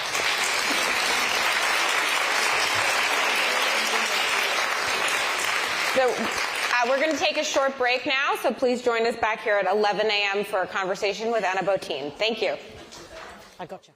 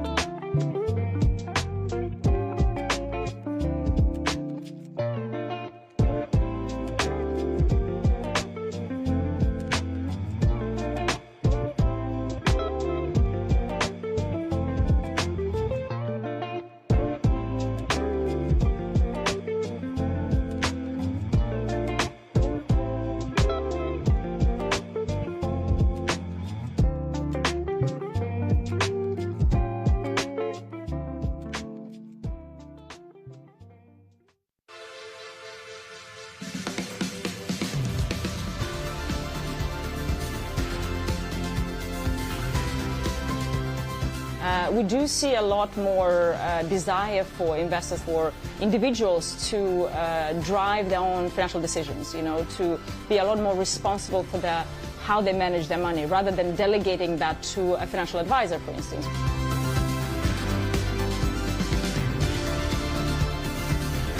The deployment of investment is happening in the US, where not just the public sector, but also private sector is deploying at scale into technological development. Yeah.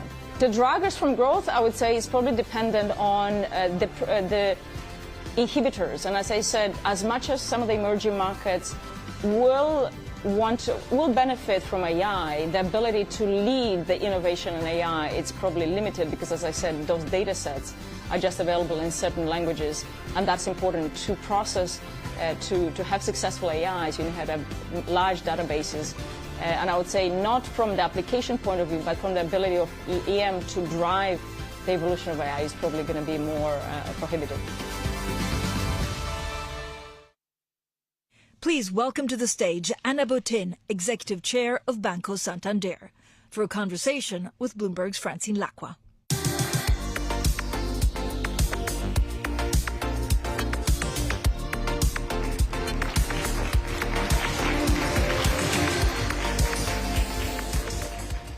Hi everyone, Ana Botin, thank you so much. What a great pleasure to have you here in London. Thank you. Had to move things around to be with us, so yes, we're honoured and delighted. It's great to be here. We're going to have a very light conversation about the future of European banking. Okay. How is that going to go in the next 12 months? So, sorry to quote one of your competitors, but there was a great article in the Wall Street Journal. Oh, you're killing me, Anna. Sorry. But you asked for it. No. So there was a great article, really check it out. It says, like, the place to be in a fintech is in a bank, something like that. So I do think more than Europe, what we're all facing is a really increasingly, I'd say, urgent need to really change faster. So I always say that, a lot of our kids, I mean, I have older boys, as you know, and their friends, but anybody from 20 to 30 is now opening still maybe an account with Santander, but then they do all the FX and everything else with Revolut or Monzo or whatever. And so I do think banks in Europe and in the US, by the way, so that's a common, to me that's my top priority because that's something I can control, right? So governments, regulators, etc. You know what? It's a context. I say it's like the air we breathe, and we have to get on with it and compete and just be better. And we just have to be better, not just than our peer banks, but everybody else that's competing for our customers. And again, accounts tend to be still with us, but payments and value-added services are going to others. And if you look at the stock today in the UK or Europe or US, it's still mostly with the banks, but the flow of business is increasingly with others. And so to me, that's what Europe needs to get right. And that's something we and all of us as consumers need to fight for, because we want and we welcome competition, but it has to be fair. And I've said this many times. There is not a fair level playing field right now on data, on capital, on resilience for payments providers that actually compete with us and banks. And so that is, to me, the most important aspect. I haven't really answered the question you wanted me to answer, right? No, I think it's good, and it's a big challenge. Because if I keep on thinking Europe and US, and Europe grows less, US grows more, but that is a fact I have to recognize. I'm not going to change that. It's up to governments. So we just need to focus on what matters, and what matters is consumers and attracting the young generation to come to Santander and open accounts with me and do the business with me, and that is really what I'm fully focused on. The first time I met Ana Botin, actually, I remember you very well in a meeting room, and it was an editorial board at Bloomberg, and you said, by the time I leave, someone here will have gotten a mortgage with me. Because you're always focused on the clients. You're always focused on actually how banking changes. How do you think the new generation banks differently? I mean, again, I was in the US for the World Bank, and I did, I think it was with Tim Adams, and I said, look, we just launched Open Bank across the United States. It's a fully digital bank where we have built both the back and the front end. This is differential because we have the scale to build our own tech. So this is very similar to Nubank. We've built our own core banking, we've built our own front end, we've launched a digital bank across the US, which means we've had to go through the Fed, through all the approvals to run on AWS, etc. And I was telling Tim that I was in Miami that weekend and talking to one of the waiters from Argentina, and I opened an account. And my surprise was that a 20-something-year-old waiter from Argentina in Miami actually told me he had savings of $50,000, which is, you know, very attractive customer for online bank. And so, yes, I do try to open accounts, and I do try to, because, you know, if you open accounts to those around you, if something doesn't work, they're going to come and tell you. So this is really, I think, very important. You have to, not just your employees and your friends and everybody, but really try to get feedback on what is working, what isn't working. But how much time do you spend thinking about how many accounts, you know, the younger people will have compared to now? I mean, does it really change the dynamics of actually how you operate your bank and where you want to be present? It absolutely changes because, you know, to get to build great products, we're only as good as we are on the mobile today. Each one of you spends more time, each one of us more on the mobile than going to a branch or, you know, talking to people in a bank, which we still welcome and we still believe in personal relationships. But we're only going to be as good as our technology, and our technology is only going to be as good as our people. And so I do focus very much on what the end product is. Does it take you 1 click or 2 clicks to pay? Do you all understand that Santander UK offers you Apple Pay? But actually, Apple takes 2/3 of the commissions, right? And then if you put your Santander UK card into your Apple Pay, actually that economically is very different for me. And of course, the reason you do that many times, it's more convenient for you. Because you do 1 click, because until recently, and I'm not sure it's happened in the UK, the NFC antenna was controlled. Now they have to open it up. And again, that's good for consumers. Obviously, I benefit, but if you have more choice, and you can actually have, you know, if I build a great product, it should not be because you have what I call critical infrastructure that you control, and it's a closed loop, right? So yes, I spend a huge amount of time because that is really what's going to make me be more profitable and grow better, and my bottom line will reflect that. It's already reflecting that, actually, in many cases. Is there a test market? I know. So I want to talk about the US bank and what you see there, but is the UK the kind of linchpin on what works digitally and what doesn't? Well, UK has been way ahead of many other markets, probably has been leading a lot of the sort of digitization. Sometimes for good, and sometimes I think it could be improved in terms of who bears the burden, and is it the bank or is it everybody that's involved in that transaction that should actually be accountable and responsible, as we're defending here. But yes, when I was San UK CEO back 10 years ago, the UK launched faster payments, instant payments, way ahead of other markets. And I think in that it has been a leader, and there is a lot of opportunities for the UK to continue to lead in innovation. And, you know, I think there's some things that could be improved to get the UK to continue to be at the forefront. How's the US bank doing? So we have Donald Trump. We're expecting, there's a big expectation in the markets that he will deregulate, certainly, and benefit a lot of financial markets. So, you know, the big issue for the US and the new administration has made the point, and I have made the point actually also for Europe and the UK, and in that UK and Europe, continental Europe are very similar, is that governments have to some extent abdicated their responsibility to govern, not just to regulators, but to supervisors, to agencies.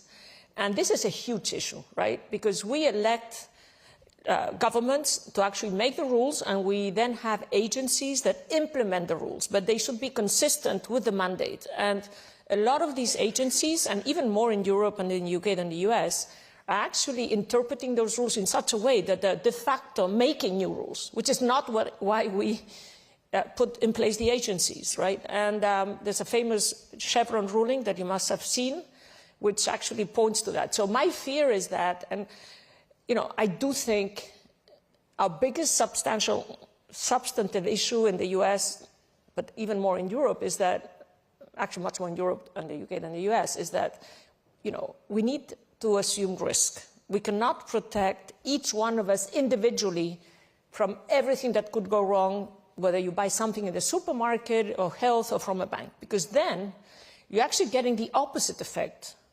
you're actually harming the most vulnerable people.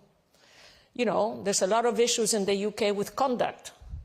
You know, that makes banks, but everybody much more sensitive. Oh my God, if I, you know, launch this product, what's going to happen to me 10 years, 15 years down the road? And that is a huge issue, which, again, I think the US is likely to get ahead again of Europe. And we do need to look at that, because that is the reason they grow much faster than we do. And so the gap could widen, actually, between European banks and US banks. Well, I tend to be positive. I wouldn't do this job otherwise. You know, in spite of the Wall Street Journal article, that gives me hope that we're now in the right place. But I don't work on the basis that things are going to get better from a regulatory or even supervisory point of view. And that's why I tend to focus on what can I do to innovate? How can I be closer to my customers? And, you know, Santander has 170 retail consumer customers. That's what we are. 70% of Santander is individuals and consumers. 30% is corporate. So I think we need to focus on that. But I do think that, you know, what is it my customers want? And by the way, it's not just the young people. It's everybody here and all of us that want better. You know, we want products that are competitive, agile. I don't, you know, I think the gap could get wider, but I take some encouragement from Draghi and other reports that put focus on productivity. And even though a lot of the things, the structural measures that could be taken to improve productivity actually depend on Brussels, right? But there's shorter term, like taxes, others are national. So I do think that one thing that works in Europe and Brussels is oh my God, the Americans are going to get ahead again. And that's the one thing that seems to work. And I think,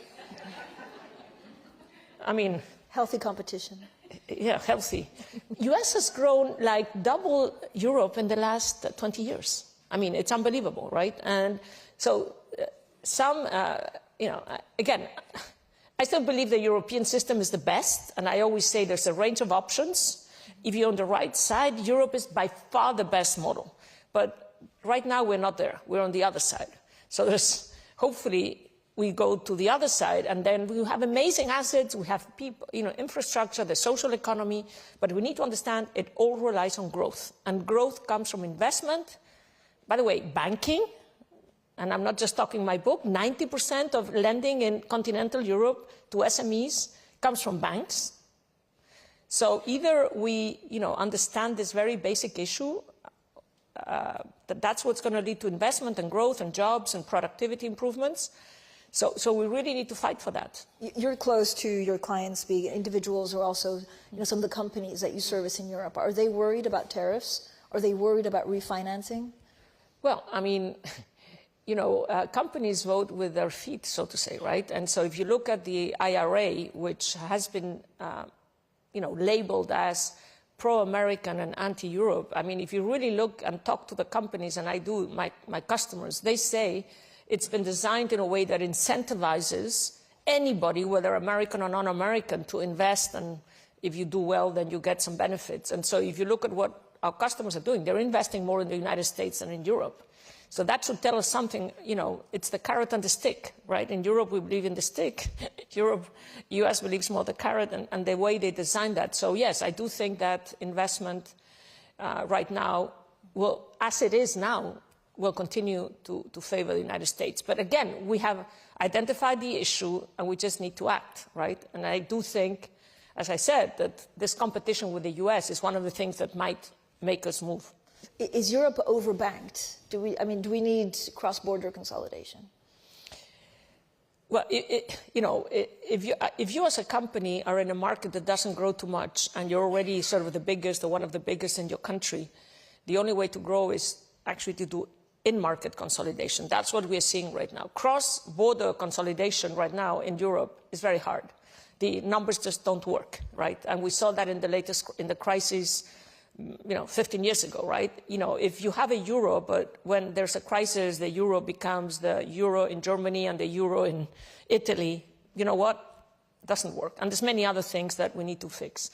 So I do think for now, things have to change a lot before you see cross-border consolidation, but you will continue to see activity in market because there is, you know, the space for growth is very limited given the geographies that a lot of the European banks are operating in and the markets, the tendency will be to get scale, to get profitability and growth.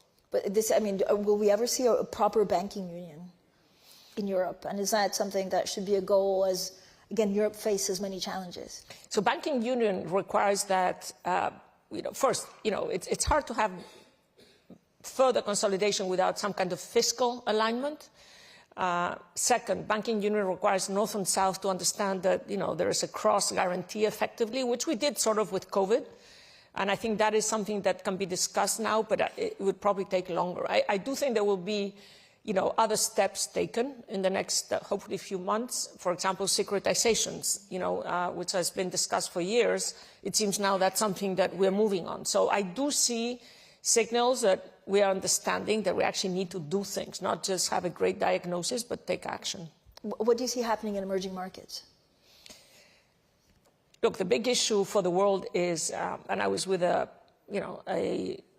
minister from a developing economy not just so long ago. What they say is, look, you in the developed world need to get your act together, get stable macro policies, get growth.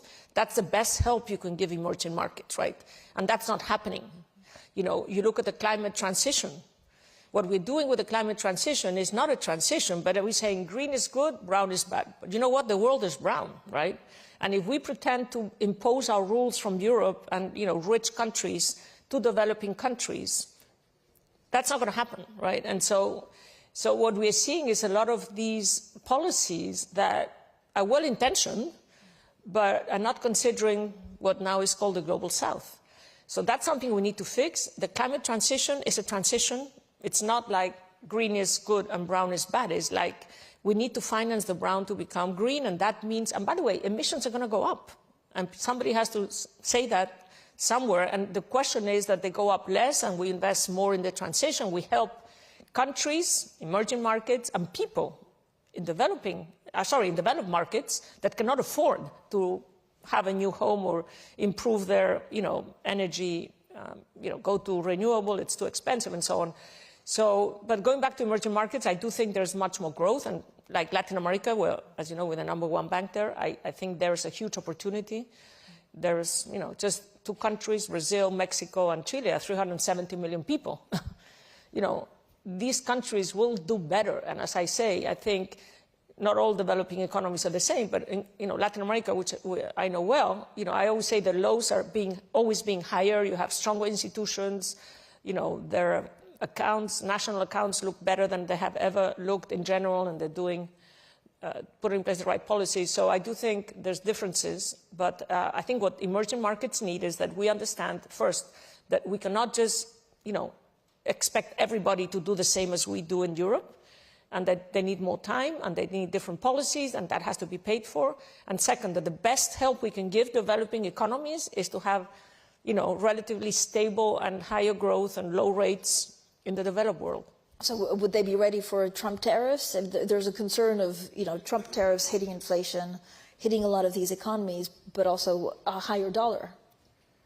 Well, I mean, the structural trends in the economy are mostly inflationary. So if you look at demographics, you look at defense spending, you look at decarbonization, those are inflationary trends, structural trends. But of course, again, there will be ups and downs.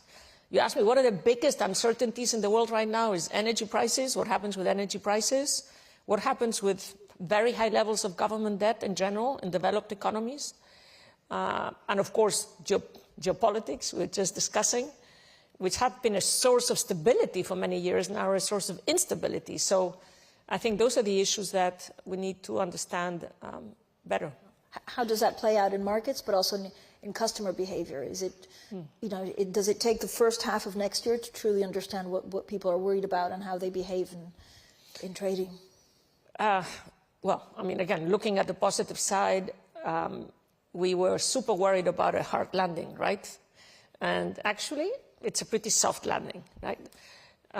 So I do think the world is, well, to me, the bigger point is that we're in the lowest growth globally in 50 years. And I think that is the big issue. And I keep on saying that growth is the big uncertainty. But it's not the same, and markets are going to be reacting and consumers differently, right? We've had huge amount of COVID fiscal support in Europe, by the way, in the US also, big amounts. And so that has now come to an end, right? In Europe, not so much. We still have some of that in some countries. So I think consumers, and if you look at the US, for example, on the one side, I think there is pent-up investment. So people have been waiting to buy a car, buy a house, invest in the business to see what happens with the election. So I do think you will see some pickup in demand in the US. But at the same time, the majority of people are not better off. Because if you think about the three things that most consumers spend most of their income on, which is energy, food, and housing, you know, the cumulative increase, again, talking about the US, has been pretty big, right? And so people are still not feeling great. So I do think, you know, these things we'll see how that balances out. But investment obviously takes longer to see. So net, I think the US will grow less relative, and maybe Europe a bit more.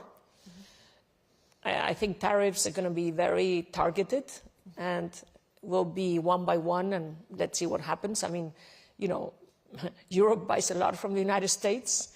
Our economies are not just German cars and French wine and Spanish ham, right?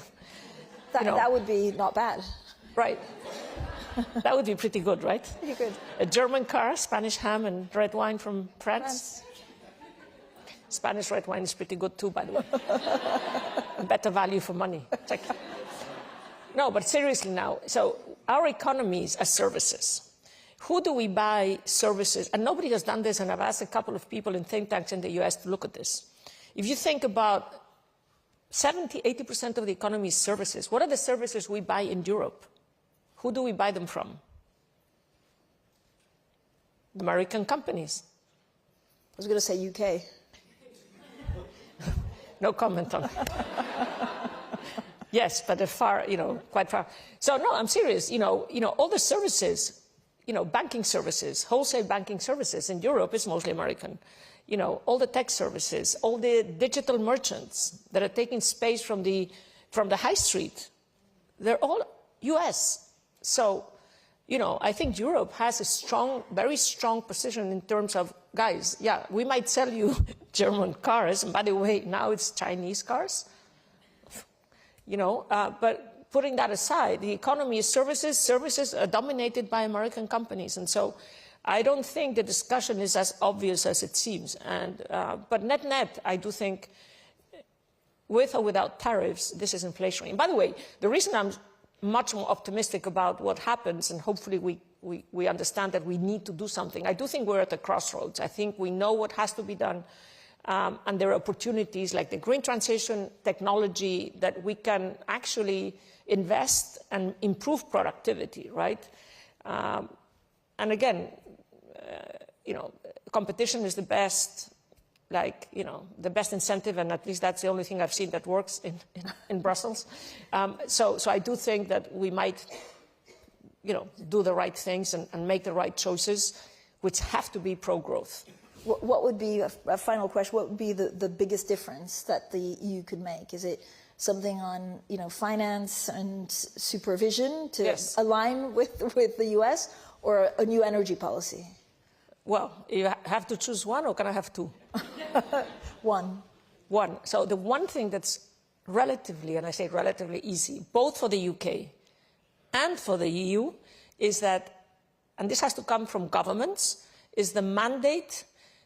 So I said it at the, I know you follow me on Instagram, but I had 4 slides for the banking conference. And I had the president of the European Parliament, Metsola, that I then did a panel with, and she repeated what I said. And this is really important, because I don't think it's that hard. It's not even going back on any regulation. Just don't change the regulation. By the way, I gave a fact in that slide where in the last 5 years, the US has made 5,000 regulatory changes. Europe has made 13,000. This is not the UK. But let's assume you leave everything. Well, all I said is, let's take a pause. And she picked that up. Let's take a pause and not pass any new regulation for some time until we understand what we've done, what the consequences are. And related to that, so it's still one, the mandate to supervisors, going back to the Chevron ruling. This is super important. It's a bit obscure. People don't understand. Even my own team keeps on talking regulation. No, regulation. Let's not do more, but let's change the mandate to supervisors. By the way, this is not just banks. This is not just banks. It's every sector of the economy. Every sector. Health, retailing, you name it. And this is equally intensive in the UK as it's in the EU. So give supervisors, agencies, not regulators, a mandate that is balanced. And balanced in the sense, yes, protect consumers, but have an equally important mandate for sustainable growth. Because that is, I don't think that's that hard. And that would make a huge difference. Ana Botin, thank you so much for joining us.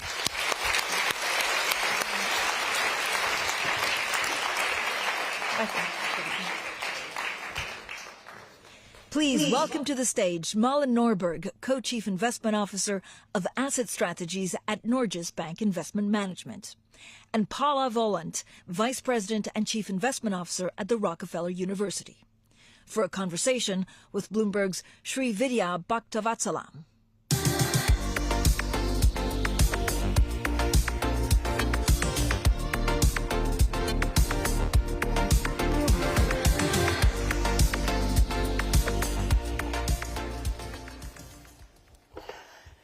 Hi, everyone.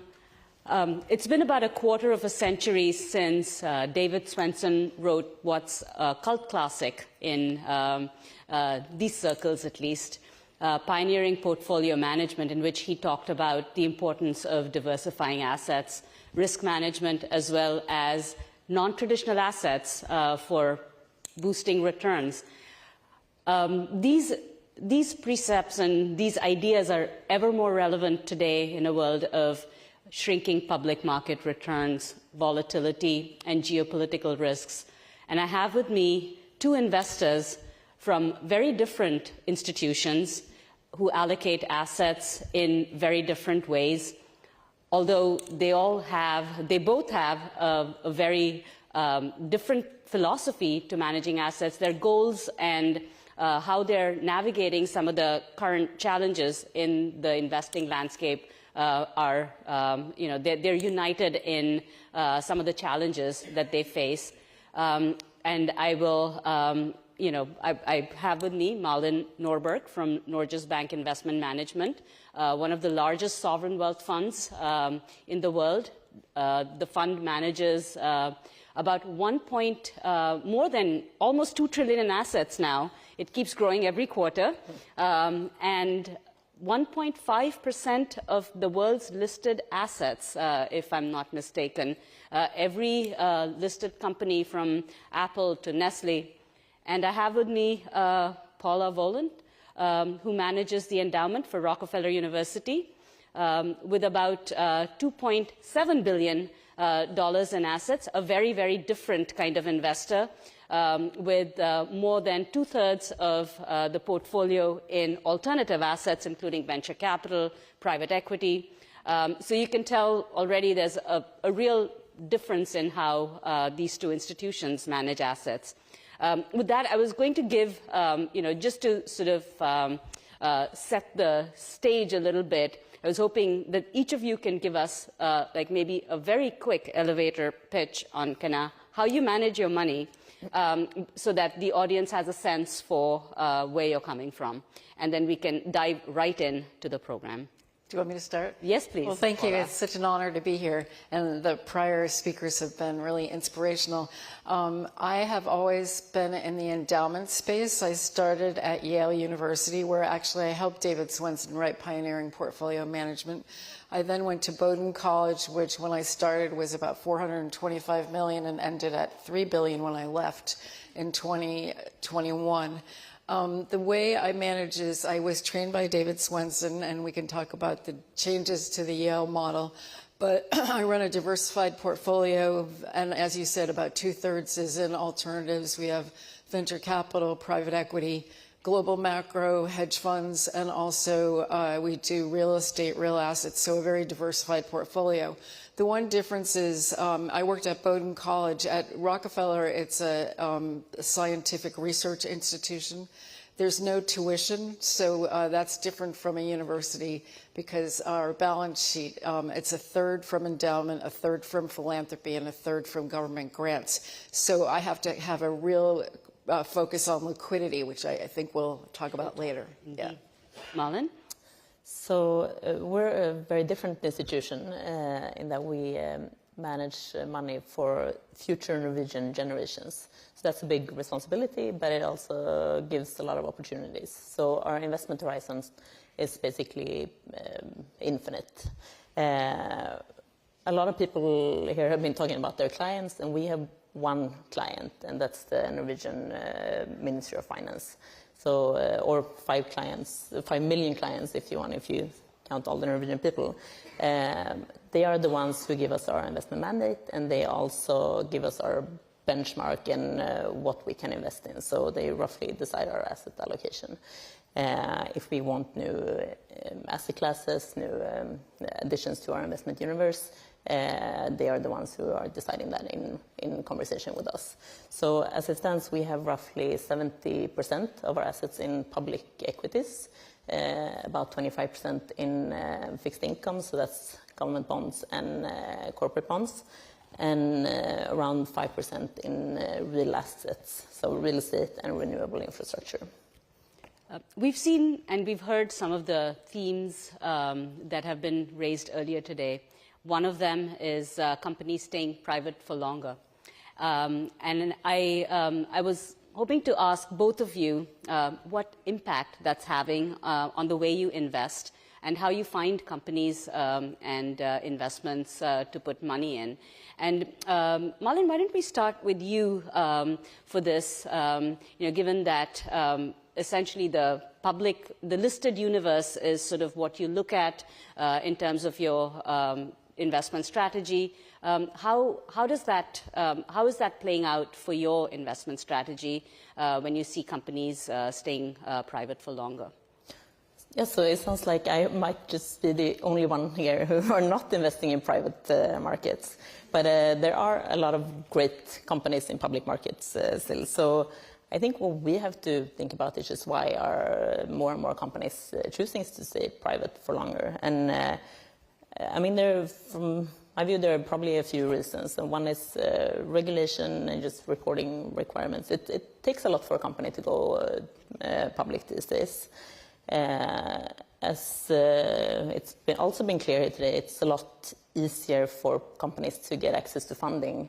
A while ago, you probably had to IPO to get funding, but now there are many different venues you can go for a private company to get funding.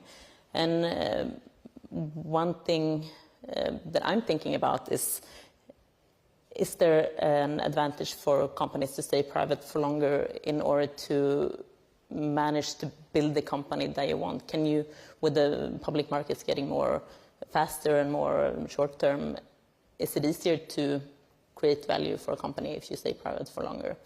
So that's the things that we're thinking about. And what we're seeing is that more value creation is probably happening before a company IPOs, if it IPOs at all. So for us as a public investor, I mean, we're only getting bigger and bigger, at least where oil prices, where they are right now. We're growing. The public markets are getting smaller.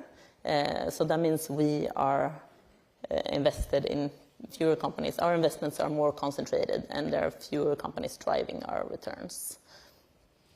Paula, it must be having the inverse sort of impact on your ability to... Yeah, I've been investing in private markets for a long time, and also in hedge funds, which have lockups, and so that's another source of illiquidity. But in the staying private for longer, that is definitely a phenomenon. It used to be 10-year terms, now it's 15.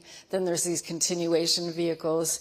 DPI, or money coming out, has been very scarce. although I do see green shoots. I think there are a number of big companies that are poised to, you can see Klarna is going to become public, so there's a number of public companies. I do think that the Trump administration is probably going to be helpful and that the M&A environment might get better, so we'll get better results from liquidity. But liquidity, as I said, is a big issue for us. And as these private funds stay private for longer, it's an issue we have to really think of. I did do a secondary sale right when I got to Rockefeller in 2021, which was very fortunate. I sold about $250 million of private equity, growth equity, and venture for 95% of 2021 December NAV, so that was a good trade. But now, as you said, the secondary market is not interesting for someone to buy because to sell because the discounts are too big. The other thing that's happening is there's this huge amount of money going into venture capital and private equity still. The pensions, the sovereign wealth funds are trying to get in. And as someone mentioned earlier, you need to get into the top tier funds or you shouldn't worry or you shouldn't do it. However, there's a change. Some of the big top tier funds, Andreessen Horowitz, General Catalyst, Thrive, have raised huge, giant funds. And so we're trying to stay away from that. We think there's a change, and we want to invest in the smaller managers and find, the next generation of managers. But I do think, Benjamin Franklin said you can't get away from death and taxes, but in an endowment you can. So that's That's great. So what impact is it having on returns? Malin, if you wanted to, if you can sort of address that element of, as you talked about the concentration risk, which we'll talk about in a little bit more detail, but just like on the top line, is it having an impact on returns when you have a smaller universe? I don't think we're in a position to say yet if our returns would be better or worse if we were more in private. I think that goes with the cycle. Of course, having access to more different asset classes has a certain diversification effect, as David Svensson would say. So it impacts returns in that way. I think we'll have to see how this develops. How big are we becoming in the public markets? Especially if this continues, if this trend continues, and more will be private. Paula, are you seeing an impact on returns, especially as these firms are getting larger? And yeah, I mean, private equity. I've had a great track record in venture capital and private equity.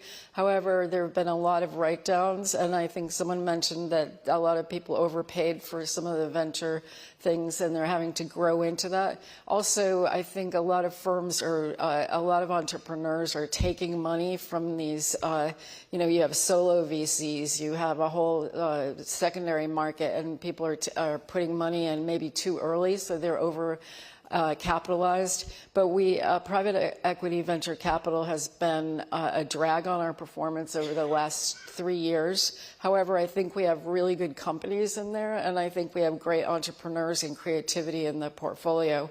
I do think that there is this blurring of the asset classes, and we're rethinking our asset allocation, how we think about it. We have a lot of hedge funds who have private investments in them, and then we have a lot of public funds that have private investments in them. So it's all getting blurred. And so I do think it's a great opportunity with AI, with some of the new technologies that are coming to still do venture capital and alternatives. We did 18 months ago start dipping back into real estate, private real estate. Even though we did office property, everyone hated it, which I think is so good. I like to go into areas that people hate. And so I do think that going forward, we're going to have good returns, but it has been a drag for the privates. With venture capital, are you finding that are you finding enough small, nimble firms? Yeah, I've always done a farm team, which I started at Botín, and I've invested in very early launches. I did that with the hedge fund portfolio, and I'm doing that. There's some incredible entrepreneurs, and it's all about sourcing and who the entrepreneurs are trusting to back them. And so I do pre-seed, seed, although it's getting crowded, and I'm identifying, we do solo VC investors, and I do a small amount, and then I get future capacity rights, and so I put together a portfolio of that. But that's really interesting. But as I said, some of the firms like an Andreessen Horowitz are raising huge amounts of money. And I think David Swenson, I also worked with Stanley Druckenmiller, the larger you get, the harder it is to generate great returns. That's a good segue into our next topic of discussion, which is risks. And Malin, we talked about the concentration risks, so I think that's a good place to start. How are you dealing with concentration risk, and what do you have to keep in mind while managing a portfolio when you have a smaller universe of investments to invest in? So we have, I wouldn't say it's small yet. It's only the public markets, but we do have the global investment portfolio. So we do have a lot of opportunities. That said, we have a benchmark that largely allocates the money to where we invest to, what regions, what companies, and with these big tech companies primarily growing so much in size, that means we will have, like many other funds, will have a lot of money in very few companies. So of course that is a big risk, especially since those companies are more or less part of the same value chain. They are related to each other. So I think that is a risk that we need to be very on top of. What also is a factor in that is that so many people have made so much money being invested in these companies. Usually you make the most money by being contrarian and doing the opposite of everyone else. But in this case, you made the most money by just doing the same thing as everyone else and buying these big tech companies. So if something starts to happen there, I think that could have an impact for the broader markets, not just in those companies. And Paula, it's the biggest risk I face is illiquidity. Mm-hmm. We still have we have a lot of capital calls coming in. Also, as I said, we don't have tuition at the university. So part of the portfolio is very liquid, and I manage it. We have gold ETF, by the way, that's done very well. And then we keep a liquid part of the portfolio, and the first thing I do every week is just sort of look at what the liquidity, what's going out, what's coming in. As I said, it is some green shoots. We are getting distributions from some of the private. I also rebalance quite a bit. When one of my marketable managers has done really well, I take money off the table. And when they have done poorly, I meet with them. And if I see conviction in the portfolio, I'll add. And that has been a very successful trade. We talked about secondaries before, and hopefully, like we talked about the M&A outlook and the exit environment will, I think everyone's anticipating that there will be an improvement next year. But this year has been really tough in terms of exits for private equity firms, and we're seeing in an earlier panel on private credit, we talked about continuation funds. Are you still seeing a lot of that? How are you dealing with those private equity managers and portfolio managers? What's your strategy? I'm sort of staying the course. Mm-hmm. I inherited a portfolio, which is hard to do. 3 years ago, I ran the portfolio at Botín for 21 years. Then I came over to Rockefeller. But I've divided the portfolio into 3 parts. One, legacy things, which we can get rid of. I'm actually in a secondary sale to sell some private credit funds, which we're actually getting good value on. The second bucket is monitor or new managers like some of these emerging managing managers. I like to hire sort of athletes, great athletes that are aligned, that are going to make money when we make money and lose money, not asset gatherers. And then the third is high conviction. And someone mentioned that, like with Excel, or it used to be Sequoia, if you didn't do their next fund, you wouldn't get into it. So you had to keep going in. I think that's changing a little bit. As I said, these firms are getting larger. But I have those three buckets. And, as I said, I keep one whole part of the portfolio pretty liquid. And I do believe in I think it's going to turn around and we'll have really good returns from our venture and private equity portfolio. Geopolitical risk is the other big risk that we've all talked about today. Tariffs looming. How are you both dealing with geopolitical risk in your portfolios? And maybe Malin, you can take the first stab at that. Yeah. So, despite getting our mandate from the Norwegian government, we're not a political investor at all. So we invest in markets and not in. We don't take a political stance. Of course, geopolitical risk is something that we are. It's a big topic these days, and it's one of the topics where we don't really see we have an advantage in trying to predict what's going to happen. We have a structure of delegated mandates, and it's up to every portfolio manager to judge how the things that they see, the trends in the world, how they're going and how that's going to impact their sector, the asset class that they manage. But it's not really something that we take a higher view on and reallocating assets because of. Paula, you mentioned you were in Hong Kong recently. How are you looking at China risk? And our my investment committee has been very negative on China, very nervous about China. So we've redeemed a lot of our public investments there.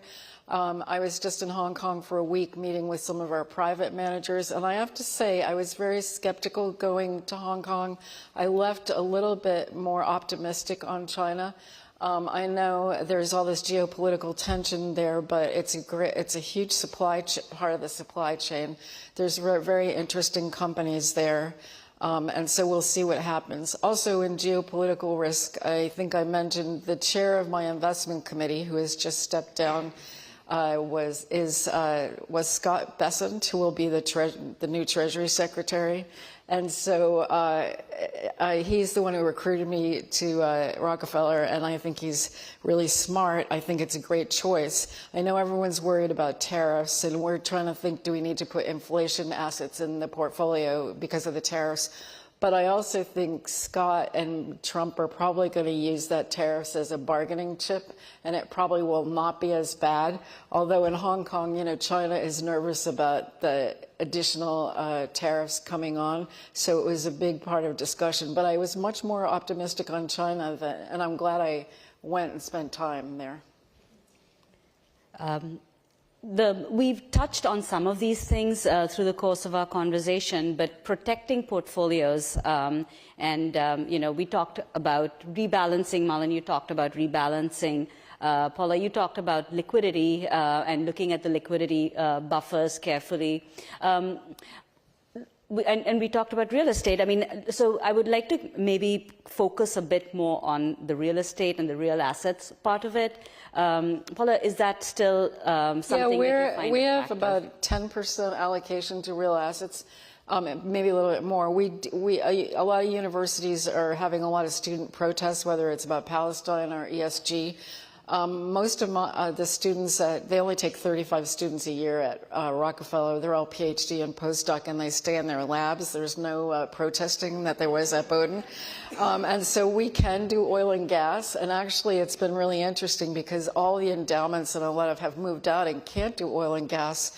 There's incredible opportunities. There's one fund, their last fund was $3 billion. They can't even make it to $1 billion, but they're seeing incredible assets. We do multifamily. We also do data centers. I think data centers are really interesting, although it's very frothy right now, the pricing, because everyone sees that as a play on AI. But I do think that real assets broadly are really interesting. And again, I think the whole office debacle after, New York, everyone hates office. But I do think people went back to work and are back to work. And I think that there are some interesting assets, and it's all about location, location, location. Yeah, and you do infrastructure as well. So the private assets that we do are in real assets, so real estate and renewable infrastructure, and I think those those are of course a diversifier in our portfolio. So we've seen that in the last few years they've been going the opposite direction of the rest of our portfolio. And I do agree there are probably opportunities there now. So the big problem has been that our real assets team have been trying to deploy money. So both in renewable infrastructure, prices have been very, very high for a long time, and it's coming down now. In real estate and primarily office, it's been a big gap between buyers and sellers. So sellers haven't really been wanting to sell at the prices that buyers have been wanting to buy. And I think that's starting to close now. At least we're seeing some transactions that might unlock that market. And we do opportunistic. We don't do core. Core is just a bond substitute, but we do core. And for instance, we're in one hospitality fund, which is really interesting, and they use historic tax credits and renovate, a historic sort of abandoned piece of real estate into really high-end boutique hotels. Also in the portfolio, I have allocation to global macro, which has been really diversifying. It's negatively correlated to most of the other portfolio, and it's been a good driver of returns. Although finding a really talented global macro manager is hard. So you have to be in the network to get the allocations to that. As we sort of come to an end of this, I'd like to sort of ask both of you, what do you see for 2025 in terms of like the biggest upside in terms of investment opportunities? Do you want to start? I'd love to. Yeah. I think there's lots of exciting opportunities. I think the one thing that I would love to see, I think it's pretty much consensus that the US, they're on a good path. There are lots of things happening there that are constructive for that market. What I would love to see is for Europe to kind of turn things around. And right now there's a lot of political uncertainty. There are challenges with the geopolitical tension in the region. There's lots of challenges, but I think if they can manage to turn that around, that's something that I would really like to see. Yeah, it's very unexpected. We're looking at a lot of things. Someone mentioned Brazil and Latin America. We're looking at that, especially with fintech, which is really interesting. We're also doing a lot of work. I do agree that the U.S. is much more interesting than Europe. I think Europe with France and all of the sort of geopolitical or whether it's country-based turmoil, I think Europe is less interesting. I do think we were staying away from India, but India could be interesting, although it's very expensive right now. But I've been meeting with incredible entrepreneurs who are working on AI. I think there's too much money going into AI venture, and there's going to be a couple of clear winners, but there's going to be a lot of losers, so you need to be really cautious there. And then also we do trading of carbon credits and some commodities, and I think those could be very interesting, assets going forward. I think that's all the time we have today. Thank you so much, Malin and Paula. That was fascinating. Thank you very much. Thank you.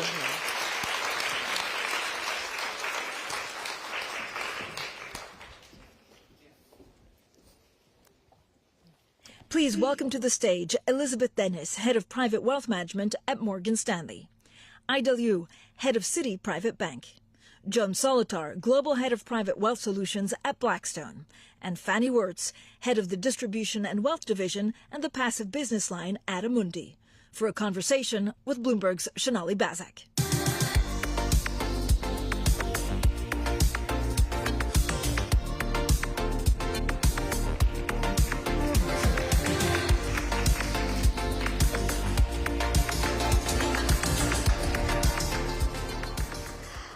Thrilled to be here with all of you today, of course, to bring together a lot of the themes we've talked about already throughout the morning.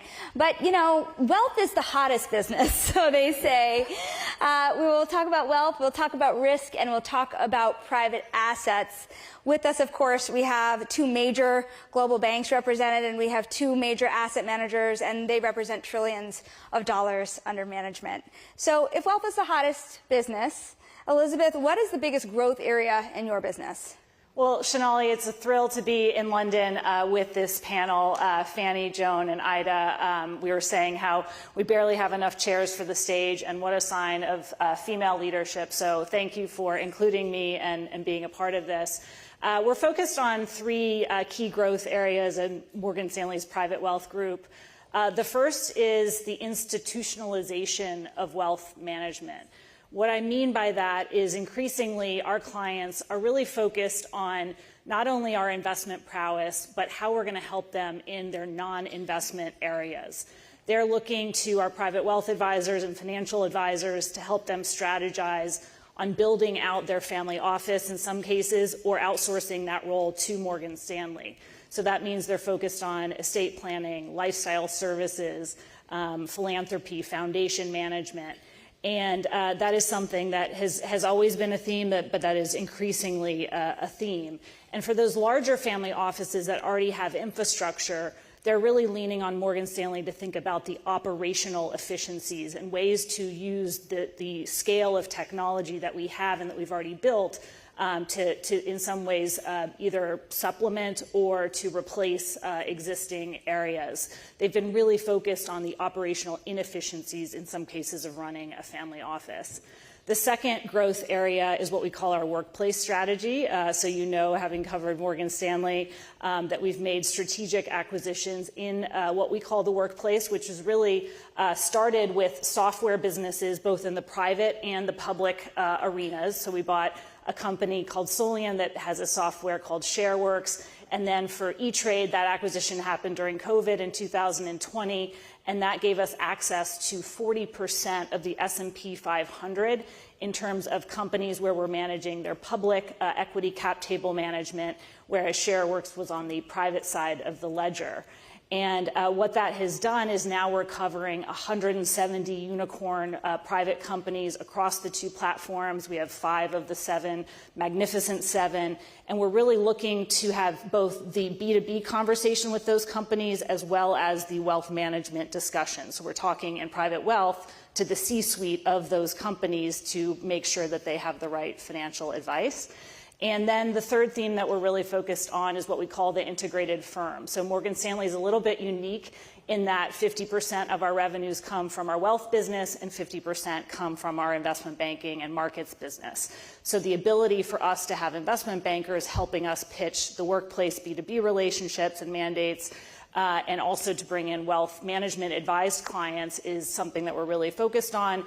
And then our wealth advisors are also scanning their client list to see, are there sell-side M&A transactions that might make sense for the private companies that are in their portfolio?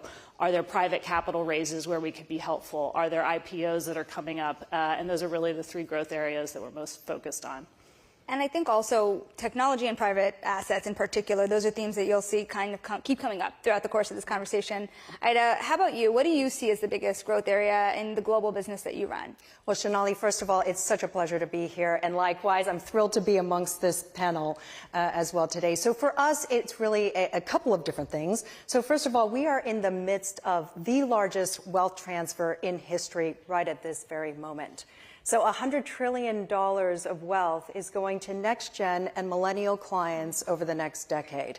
So that has some pretty significant implications. But in addition to that, women are controlling more and more global wealth. Today, they control 1/3 of global wealth, but in the next 5 years, $30 trillion is going to pass in the hands of women, and they're going to control over 50% of the global wealth market out there today.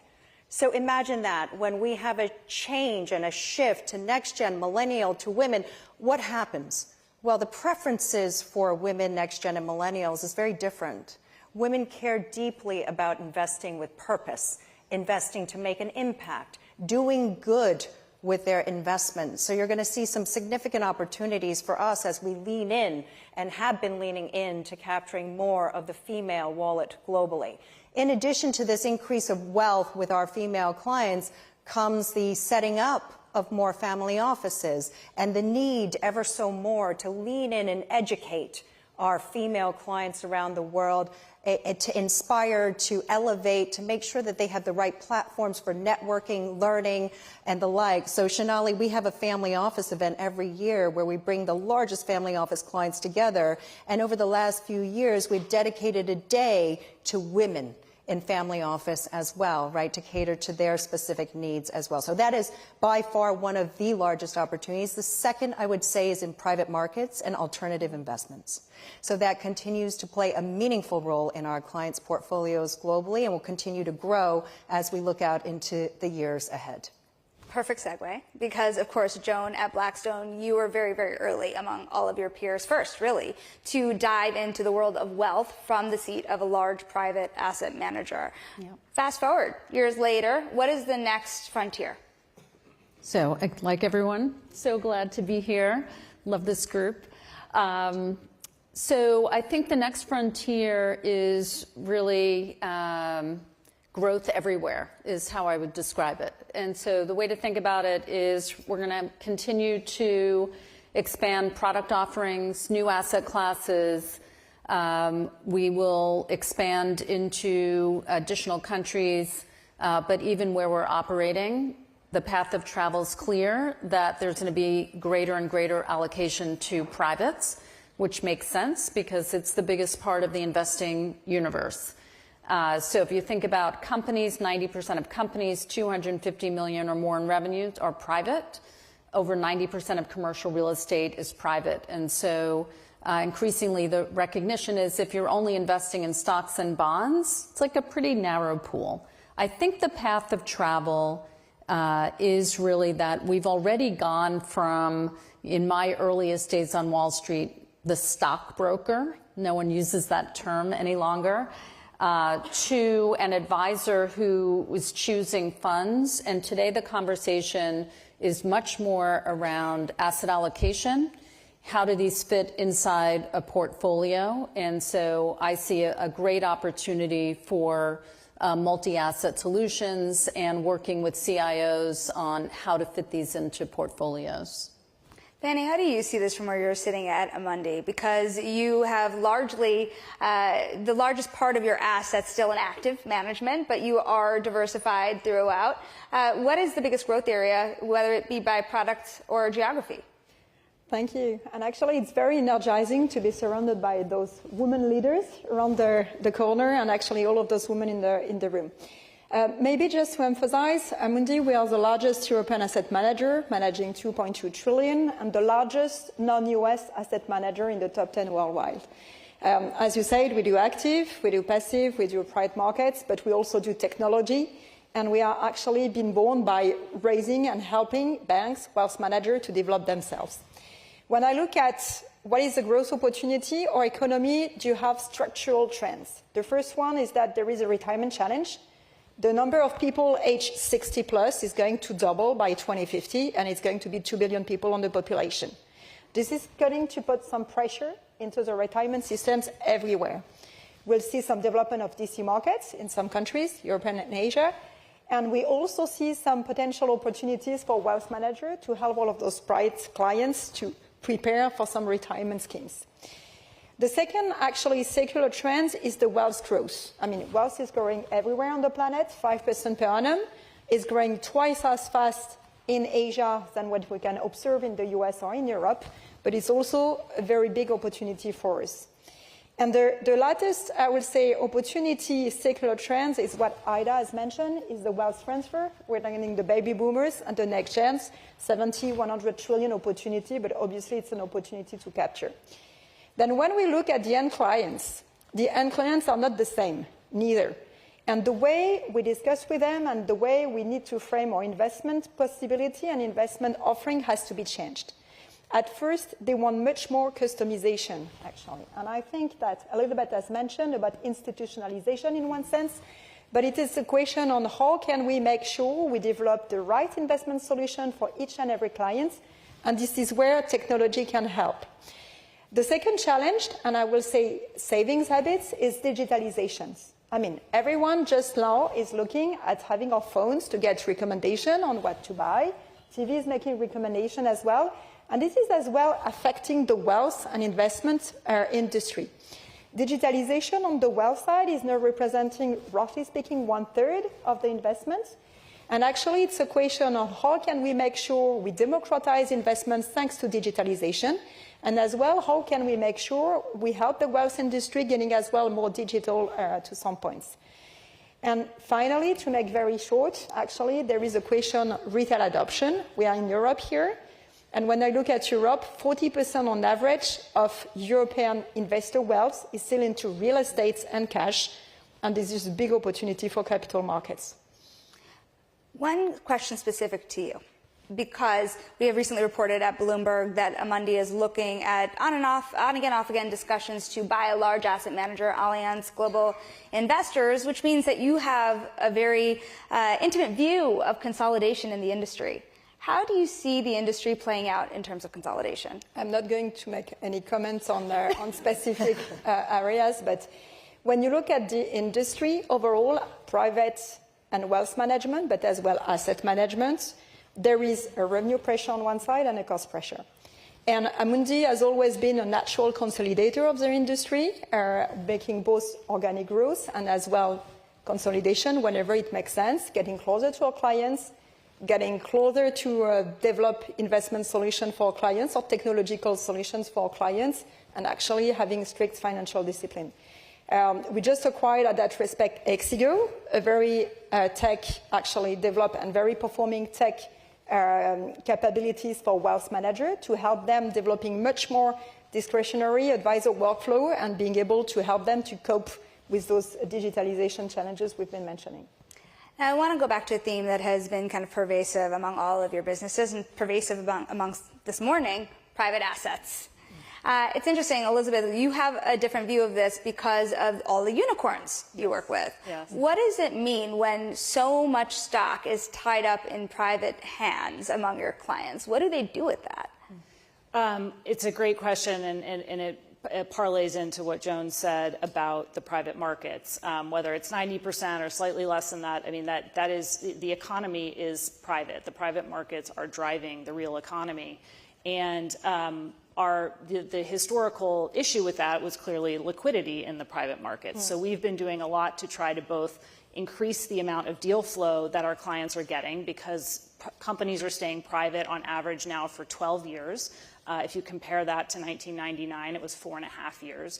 So the value creation is largely occurring in that private space. So our clients are demanding that we have access to co-investment opportunities in the private space. Historically, we had done that through partnership with our investment bank. So if they were doing a private capital raise, we could provide those deals to our clients.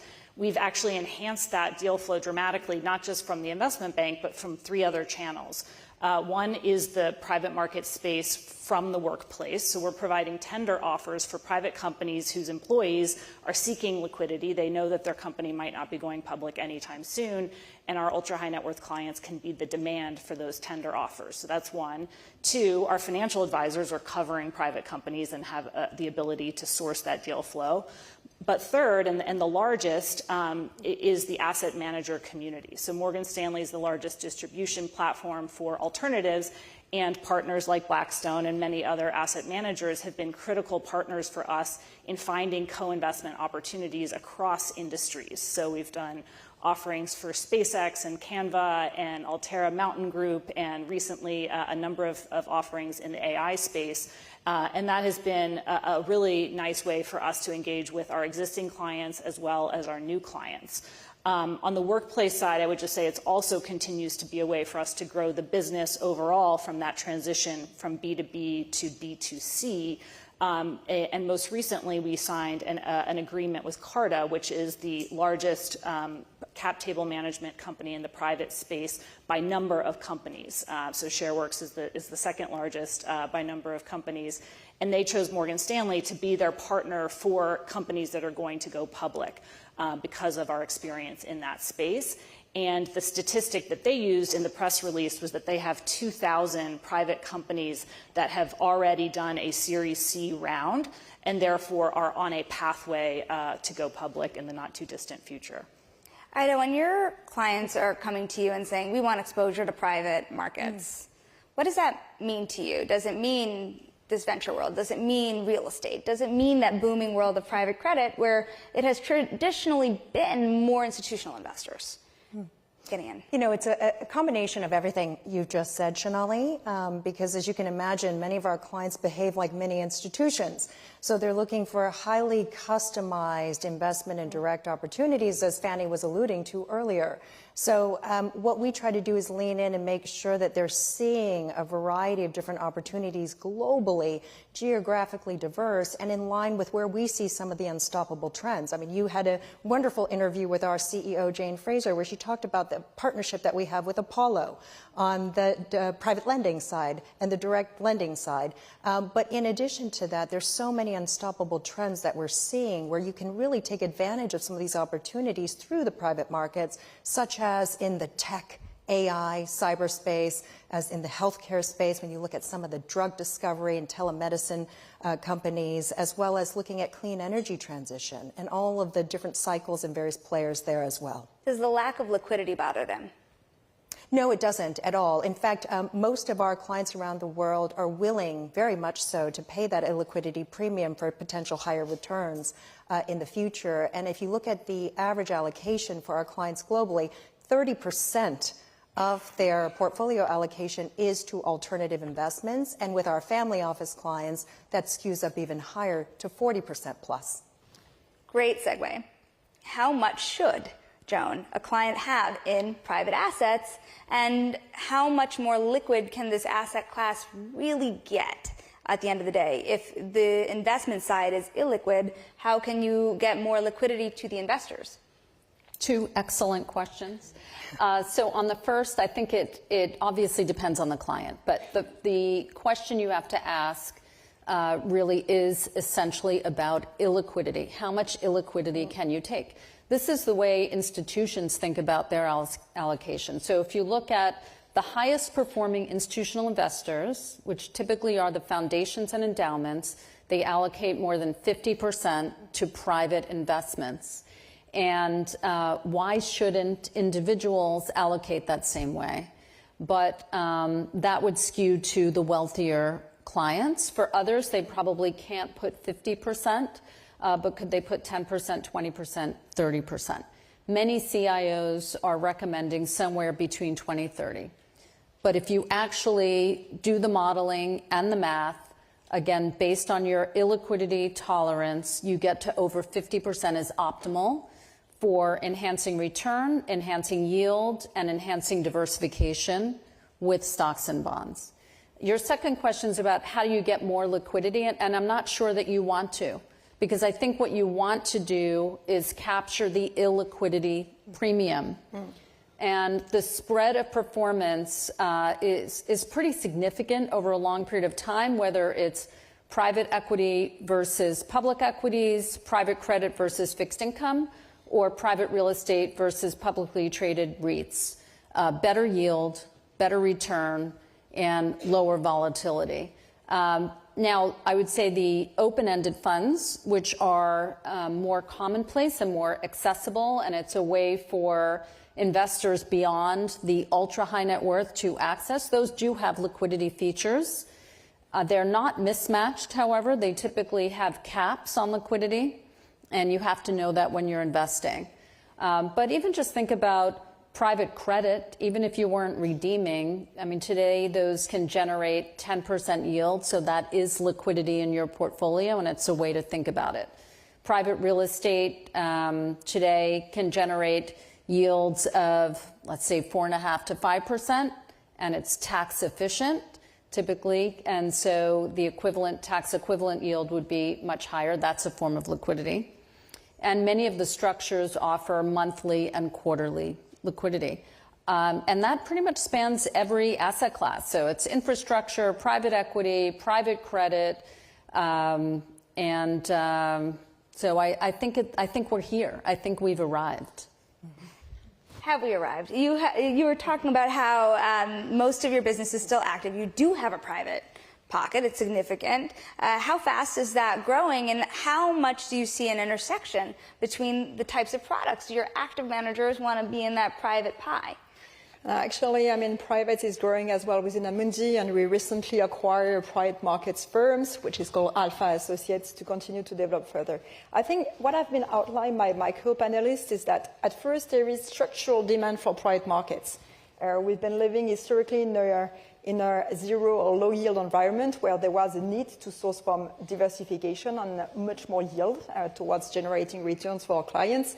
And second, very structurally, there is a big need as well to finance some of the transition and some of the real economy that is needed. Once we say that, the global, I will say, private markets and alternative allocation is, roughly speaking, 20% of our clients' allocations, be they institutional or wealth. The question is much more to make sure that within our industry, we listen to the client needs and we develop the right solution.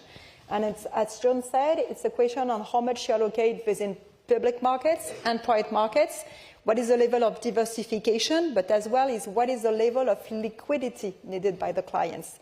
And this is getting more and more a concern when it comes to wealth and retail clients, to make sure that they are as well understanding and having the right level of transparency and clarity versus the illiquidity mechanism.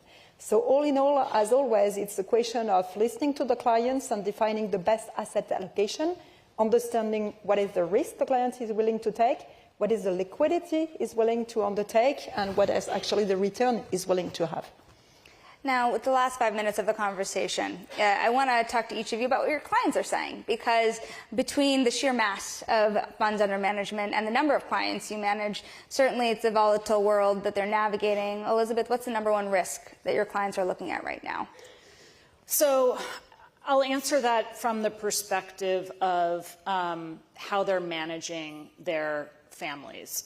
So when we surveyed our family offices recently at our symposium, the number one ask was to reduce complexity in their lives.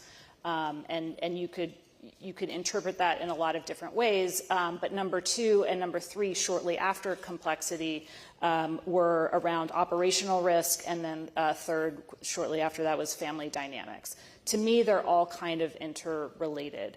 I think that we can have an ability to reduce complexity for our clients by also helping them focus on what's most important to them, which is the family dynamic aspect of their lives. They want to make sure that their next generation has independence, has integrity, has impact, and has a vision for what they want their future family mission statement to be. And that's something that we spend a lot of time thinking about with our clients. I agree with what Liz has said about family dynamics and the importance of legacy planning, but the question that is on the mind of all of our investors globally is, how do I manage geopolitical risks in my portfolio? What do I do about the 60 elections that have taken place around the world today where incumbents are no longer in seat? How do I manage the global geographic challenges of a global portfolio given all these considerations? So that's top of mind for all of our investors. And then a very close second is AI. And how do I manage to invest in the growth in AI, but also think about positioning for my company, the longer-term success of the company, by adopting some of the efficiencies and productivity that AI can unlock? Biggest risks. Yeah, so our clients are the biggest distribution partners around the world. And they want to stay relevant, they want to grow their business, and they want to differentiate. There's a lot of ways you can do that. Private markets is definitely one. We know that it's an amazing tool for financial advisors to get new clients. And in fact, recently, one of the biggest financial advisors said, when ETFs first came out, and others weren't using it, I would meet with clients and say, is it on purpose that your advisor isn't using ETFs? And he said, today I do that with private markets. Is it on purpose that you have no private investments in your portfolio? So we work very closely with advisors so that they are educated, they know how to speak to the investments. We help them speak to their clients. We'll actually go on client calls with them. We provide a ton of education on the asset classes and the like. But it is a real differentiating factor because today, less than 5% of assets are allocated. And that means it's a very big opportunity to reshape portfolios. But I frankly think it is a big risk if you're not doing it. Fanny? Very quickly as well, I mean, all of our clients, private and wealth manager and asset manager, wants to have much more ad hoc solutions that talk and resonate within their own clients. And that is to say, we do build much more ad hoc solution, being with a public, private, passive, active solution, embedded sometimes with technology to help them as well with their advisors and to make sure they can roll it out all over the place and all over the world.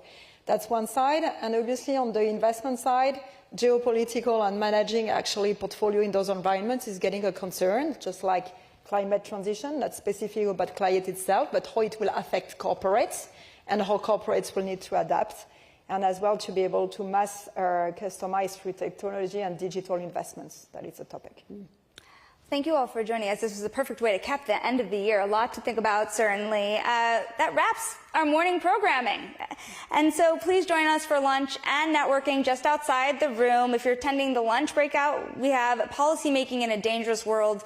That is the elevators up to the lobby level, and you'll be directed from there. I hope you're enjoying the conversations on stage. We have much more ahead this afternoon, and when we return, we will be covering sports, philanthropy, and more. Enjoy the break. We'll see you at 2 o'clock here.